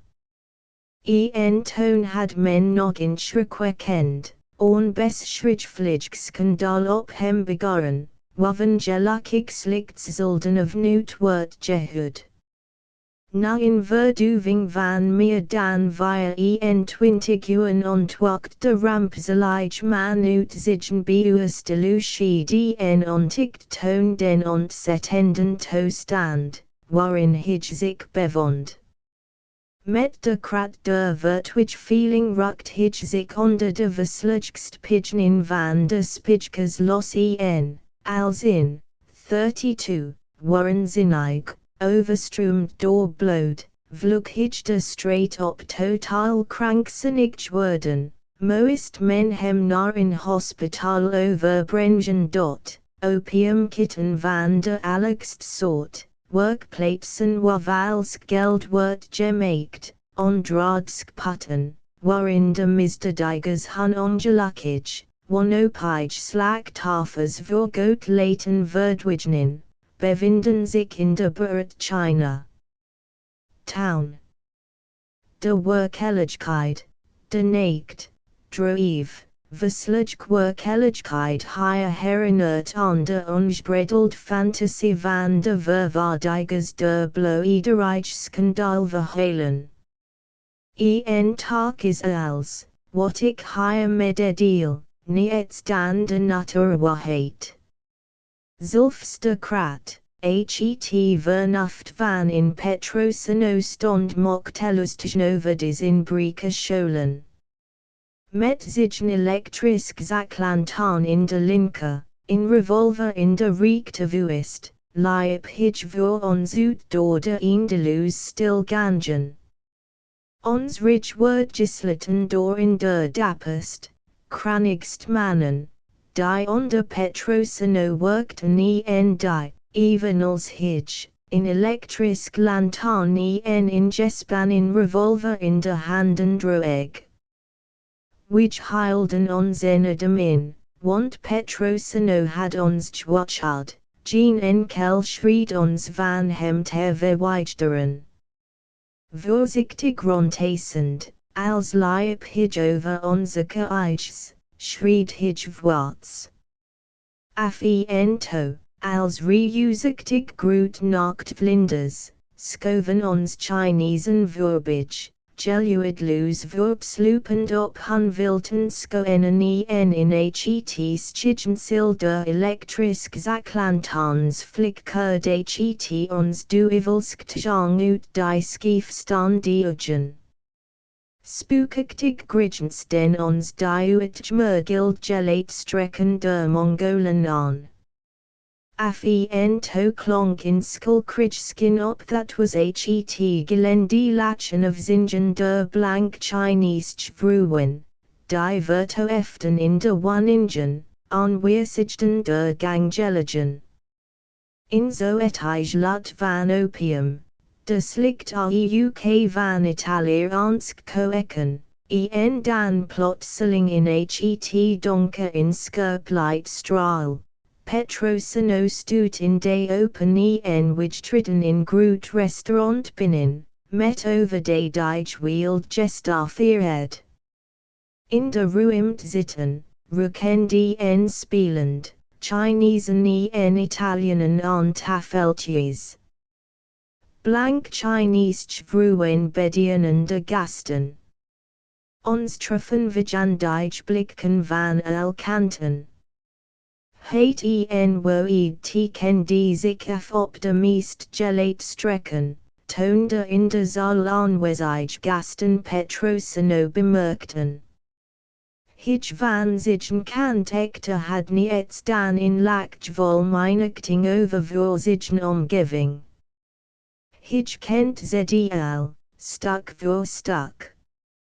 Geen enkel der hier aanwezig galgen vogels. Die niet reeds overig was voor den elektrisk instel. Maar hier in Chinatown heert which wapen stilstand tussen Petrosino, zijn detectives en de Italiaansk misdadigers. Hier was inderdaad in hechtenisneming uitgesleten. En van al politiemannen durf die ook slicks Petrosino het terwegen, des plaats ter betiden. Misschien was het wel de openlijk verachting voor algevar, door hem zo duidelijk aan den dag geled, die de nepenurven wereld, hun reek op hem te kolen. In die en nacht. Toon Christians en ik hem vergezelden, zoektig Petrosino, dat hij mij van zijn leven scheren orangen zou vertellen. Hij beloofde het. Misschien kan ik in involgenden keer in en ander mededelen van de wederwaardeerden van diesen hoogst belangwekkenden man. 33. Inhoud. Ballooning, £1,000 sterling. We kent hem. Portret van Lord Lister. We heeft hem gezien. Dat wrukt men in Scotland Yard. Dat wrukt heel London. Lord Lister genaamd John C. Raffles, de genius aller diven breng algemoderen in beweging. Is de schrik van wokeraars en geldschetters, Ontruft hun doorzigen listen hun bezitingen, wamid hijbulg die ons child beskermt en behoeftigen onderstund. Man wanneer in al opzichten spannend hijwet en riekt menigen strik en heeft steeds de voorvictes van edel levensbeschouwing opzigen hand, nl. Allen, die ervan overtuigd zigen, that, ongestraft veel misstanden, door de wet beschermd, blijven voortwoekeren. Men les, ho als in het werk wordt gesteld, Lord Lister, genaamd John C. Raffles, den geniasten alle dieven, ter vatten. Inhoud, warrant of arrest. Vertaling, bevel tot aanhouding. Be it known unto all men by these presents that we hereby charge and warrant the apprehension of the man described as under, which wird sekende aanhouding van den man, wiens beschrijving hier volgt, description, name, Lord Edward Lister, alias John C. Raffles. Age, 32 to 35 years. Height, 5 feet 9 inches. Weight, 176 pounds. Figure, tall. Complexion, dark. Hair, black. Beard, a slight moustache. Eyes, black. Language, English, French, German, Russian, etc. Beschrijving, naam, Lord Edward Lister, genaamd John C. Raffles. Leeft, 32-35 jaar. Length, ongeveer 1,76 meter. Gewicht, 80 kilo. Gestalt, slank. Geleidsklee, donker. Haar, zwart. Bargroeien, klein snor. Ugen, zwart. Spreekt Engelsk, Fransk, Ditk, Russisch. Ens. Special notes, the man poses as a gentleman of great distinction. Adopts a new role every other day. Wears an eyeglass. Always accompanied by a young man, name unknown. Zondkentekenen, het optreden van den man kenmerkt zich door bijzonder manieren. Telkens in ander uiterlijk. Drukt in monocle. Is in gezelschap van een jongman, wiens naam onbekend. Charged with robbery. A reward of £1,000 will be paid for the arrest of this man. Moet worden aangehouden als dief. Voorzigen aanhouding betalen in prijs van £1,000. Headquarters, Scotland Yard. London, the 1st of October, 1908. Police Inspector, Horney. Het Hoofdbureau van Politie Scotland Yard. London, 1 October 1908. Inspectie van Politie, Get. Horney. Inhoud, Roman Beacon del Voorheen Eichler Singel 236, Amsterdam. Inhoud opgewijde James in Breka. 1-2. Departage. 4-3. De diefstal. 7-4. Het einde van in gewellig uit berekening. 12 v de mislukt moorderenslag. 17-6. Raffles bereikt zich doel. 25 het misdadige Courtier van New York. 31 Kalofen bestchikbar hate dit beek is voor kosteloos gebruik door iedereen overal, met vrijwel geen beperkingen van welk soort dan ook. U mag het kopiëren, wegeven of hergebruiken onder de woorden van de project Gutenberg licentie in dit e-book of online op www.gutenberg.org. Dit e-book is geproduceerd door het online gedistribueerd correctium op www.pgdp.net. De oorspronkelijke titel is De Club Koning. Metadata title, Lord Lister number 28, De Koning van de Club Auteur, Theo von Blackensee, pseudonym van Matthias Blank, 1881-1928. Info https://viaf.org/viaf/8133268/auteur, Kurt Matull, 1872-1920. Info https://viaf.org/viaf/56770919/illustrator, Alfred Gustav Christian Roloff, 1879-1951.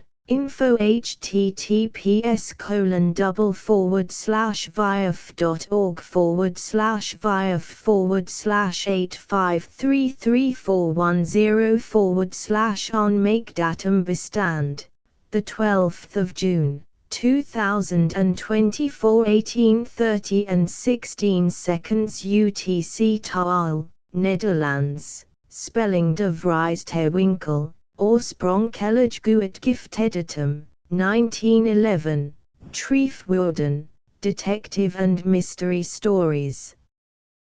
Periodicals dime novels periodicals codering dit boek is weergegeven in oorspronkelijk schriftwijs.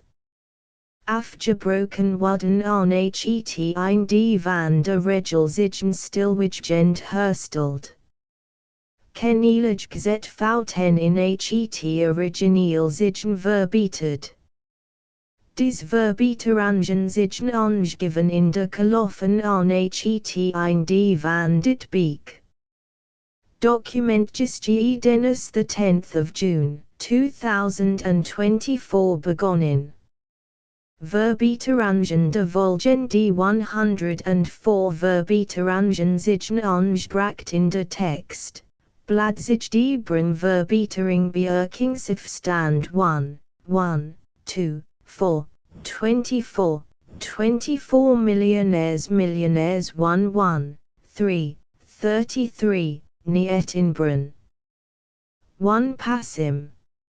Niet inbren, 1 2 mits 10 zij 6 2 millionaire shuizen 1 4 gracieuses 1 5.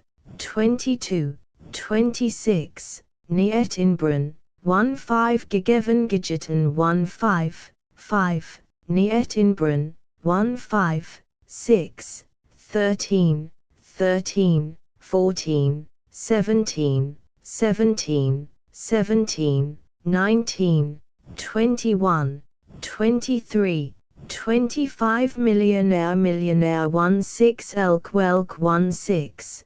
12 Midge 1 7 London 1 8 Herenert 1 11 Biljetten 1 12 4 14 Onge 1 D Niet 1 D 5 14 Het Self Het Zulf 1 14 On in 2 15 Bijzonders 1 17 1 19 21 21 21 21, 22, 22, 22, 23, 23, 23, 28 check 1/0/20 Stamford 120 Skeeped 121 Assistant and 122 Vertekeering Mate Chappage Smate Chappage 123 Midge Lord Lister Midge Lord Lister 424 UR 124 Will 124 25 Gainviteard 1/024 Multimillionaires 125 Kellner 125 26 Assistant 125 Vergist 126 Bedrogen 226 Archimillionaire 126 Vuhal 126 Blood 129 Mocked 131 Engelsk Coop Vardage Skip 633 Sinclair Raffles 733 Scotland Yard 133 October 1st of October 1933 Inspectee 1 End of the project Gutenberg ebook Lord Lister No 0028 De Koning van der Club ***** Updated editions will replace the previous one. The old editions will be renamed. Creating the works from print editions not protected by U.S. copyright law means that no one owns a United States copyright in these works, so the Foundation, and you, can copy and distribute it in the United States without permission and without paying copyright royalties. Special rules set forth in the general terms of use part of this license, apply to copying and distributing Project Gutenberg trademark symbol electronic works to protect the Project Gutenberg trademark symbol concept and trademark.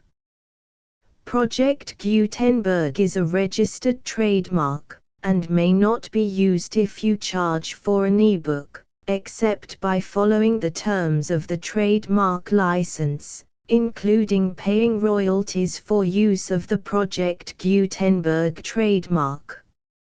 If you do not charge anything for copies of this ebook, complying with the trademark license is very easy. You may use this ebook for nearly any purpose such as creation of derivative works, reports, performances and research. Project Gutenberg ebooks may be modified and printed and given away. You may do practically anything in the United States with ebooks not protected by U.S. copyright law. Redistribution is subject to the trademark license, especially commercial redistribution. Start. Full license. The full Project Gutenberg license. Please read this before you distribute or use this work to protect the Project Gutenberg trademark symbol mission of promoting the free distribution of electronic works, by using or distributing this work, or any other work associated in any way with the phrase Project Gutenberg. You agree to comply with all the terms of the full Project Gutenberg trademark symbol license available with this file or online at www.gutenberg.org/license. Section 1. General Terms of Use and Redistributing Project Gutenberg Trademark Symbol Electronic Works 1.0. By reading or using any part of this Project Gutenberg trademark symbol electronic work, you indicate that you have read, understand, agree to and accept all the terms of this license and intellectual property, trademark/copyright, agreement. If you do not agree to abide by all the terms of this agreement, You must cease using and return or destroy all copies of Project Gutenberg trademark symbol electronic works in your possession. If you paid a fee for obtaining a copy of or access to a Project Gutenberg trademark symbol electronic work and you do not agree to be bound by the terms of this agreement, you may obtain a refund from the person or entity to whom you paid the fee as set forth in paragraph 1.e.8. 1.b Project Gutenberg is a registered trademark. It may only be used on or associated in any way with an electronic work by people who agree to be bound by the terms of this agreement. There are a few things that you can do with most Project Gutenberg trademark symbol electronic works even without complying with the full terms of this agreement. See paragraph 1.c below. There are a lot of things you can do with Project Gutenberg trademark symbol electronic works if you follow the terms of this agreement and help preserve free future access to Project Gutenberg trademark symbol electronic works. See paragraph 1.e below. 1.c.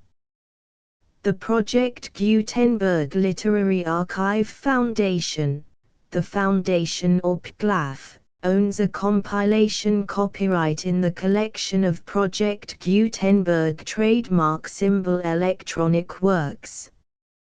Nearly all the individual works in the collection are in the public domain in the United States. If an individual work is unprotected by copyright law in the United States and you are located in the United States, we do not claim a right to prevent you from copying, distributing, performing, displaying or creating derivative works based on the work as long as all references to Project Gutenberg are removed.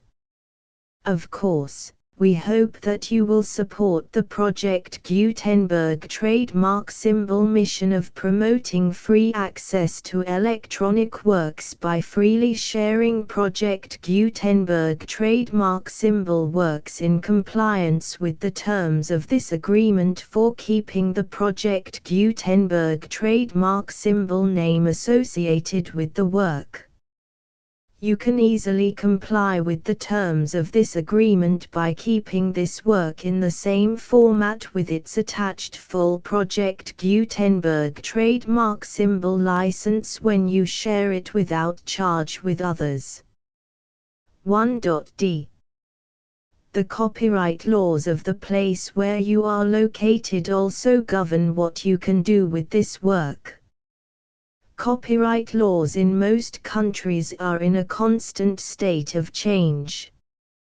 If you are outside the United States, check the laws of your country in addition to the terms of this agreement before downloading, copying, displaying, performing, distributing or creating derivative works based on this work or any other Project Gutenberg trademark symbol work. The Foundation makes no representations concerning the copyright status of any work in any country other than the United States. 1.e Unless you have removed all references to Project Gutenberg. 1.e.1. The following sentence, with active links to, or other immediate access to, the full Project Gutenberg trademark symbol license must appear prominently whenever any copy of a Project Gutenberg trademark symbol work, any work on which the phrase Project Gutenberg appears, or with which the phrase Project Gutenberg is associated, is accessed, displayed, performed, viewed, copied or distributed. This ebook is for the use of anyone anywhere in the United States and most other parts of the world at no cost and with almost no restrictions whatsoever. You may copy it, give it away or reuse it under the terms of the Project Gutenberg license included with this ebook or online at www.gutenberg.org. If you are not located in the United States, you will have to check the laws of the country where you are located before using this ebook. 1.e.2 If an individual Project Gutenberg trademark symbol electronic work is derived from texts not protected by U.S. copyright law, does not contain a notice indicating that it is posted with permission of the copyright holder, the work can be copied and distributed to anyone in the United States without paying any fees or charges. If you are redistributing or providing access to a work with the phrase Project Gutenberg associated with or appearing on the work, you must comply either with the requirements of paragraphs 1.e.1 through 1.e.7 or obtain permission for the use of the work and the Project Gutenberg trademark symbol trademark as set forth in paragraphs 1.e.8 or 1.e.9. 1.e.3 If an individual Project Gutenberg trademark symbol electronic work is posted with the permission of the copyright holder, your use and distribution must comply with both paragraphs 1.e.1 through 1.e.7 and any additional terms imposed by the copyright holder. Additional terms will be linked to the Project Gutenberg trademark symbol license for all works posted with the permission of the copyright holder found at the beginning of this work.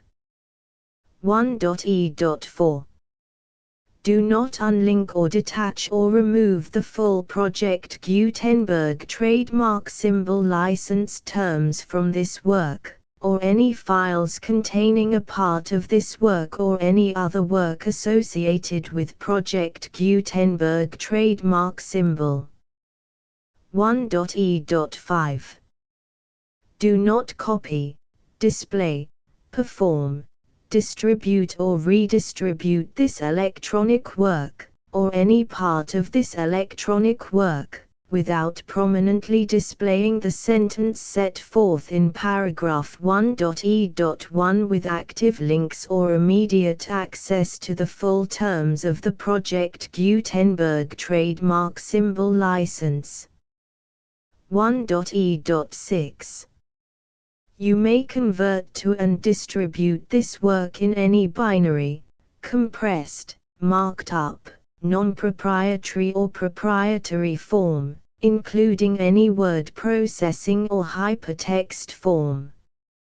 However, if you provide access to or distribute copies of a Project Gutenberg trademark symbol work in a format other than plain vanilla ASCII or other format used in the official version posted on the official Project Gutenberg trademark symbol website, www.gutenberg.org, you must, at no additional cost, fee or expense to the user, provide a copy, a means of exporting a copy, or a means of obtaining a copy upon request, of the work in its original plain vanilla ASCII or other form.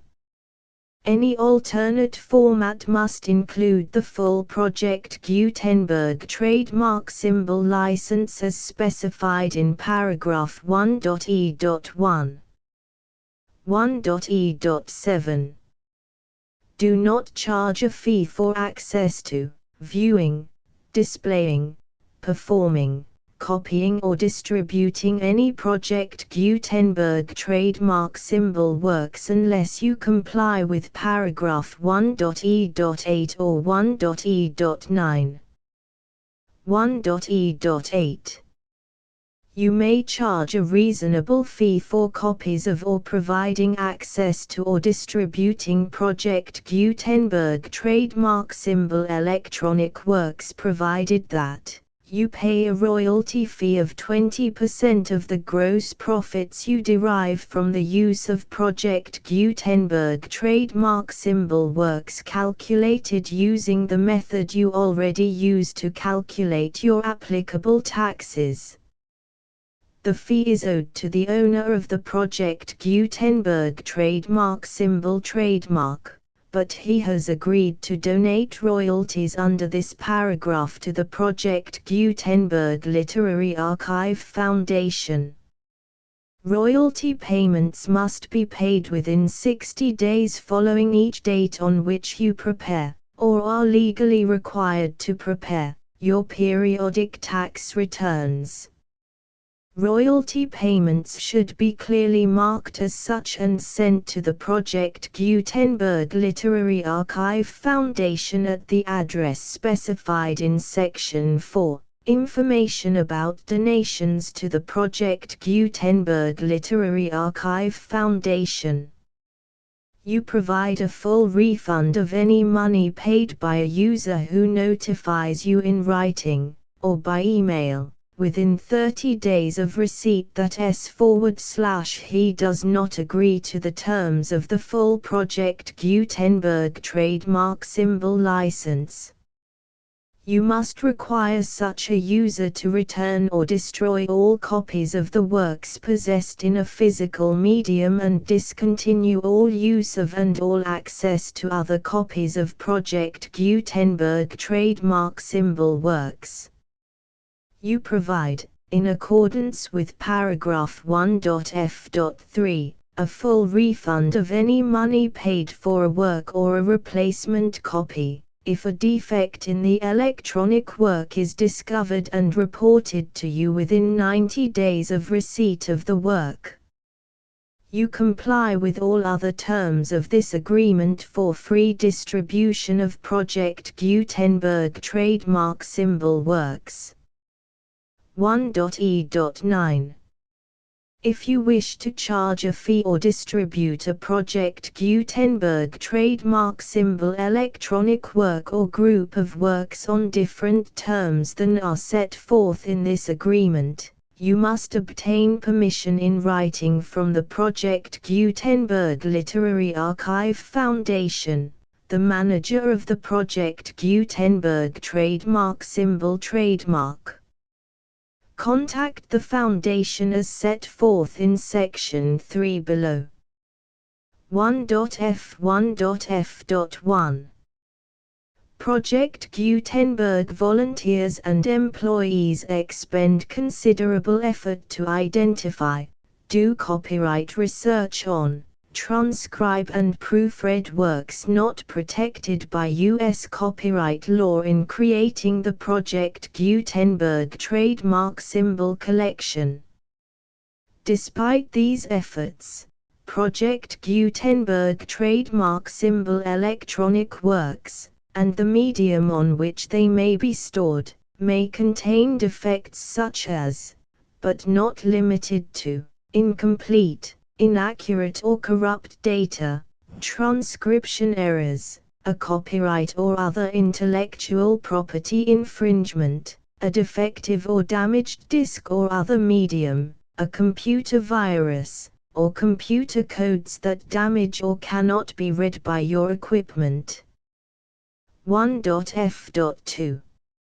Limited warranty, disclaimer of damages, except for the right of replacement or refund described in paragraph 1.f.3, the Project Gutenberg Literary Archive Foundation, the owner of the Project Gutenberg trademark symbol trademark, and any other party distributing a Project Gutenberg trademark symbol electronic work under this agreement, disclaim all liability to you for damages, costs and expenses, including legal fees.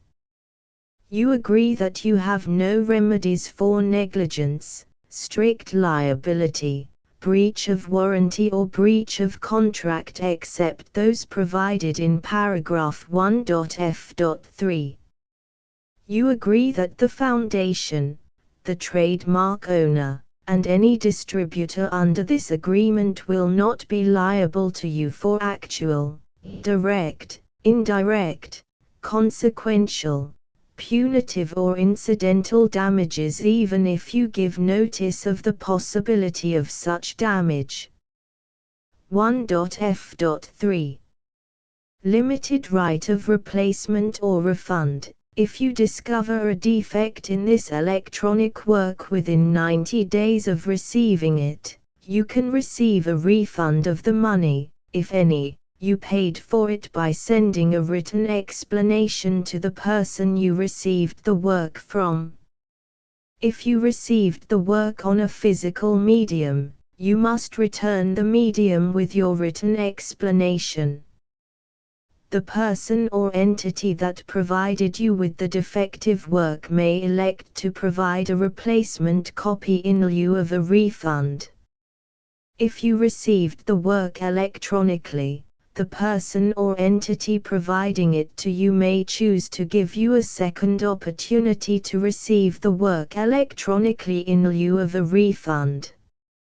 If the second copy is also defective, you may demand a refund in writing without further opportunities to fix the problem. 1.f.4. Except for the limited right of replacement or refund set forth in paragraph 1.f.3, this work is provided to you as is, with no other warranties of any kind, express or implied, including but not limited to warranties of merchantability or fitness for any purpose. 1.f.5. Some states do not allow disclaimers of certain implied warranties or the exclusion or limitation of certain types of damages. If any disclaimer or limitation set forth in this agreement violates the law of the state applicable to this agreement, the agreement shall be interpreted to make the maximum disclaimer or limitation permitted by the applicable state law. The invalidity or unenforceability of any provision of this agreement shall not void the remaining provisions. 1.f.6.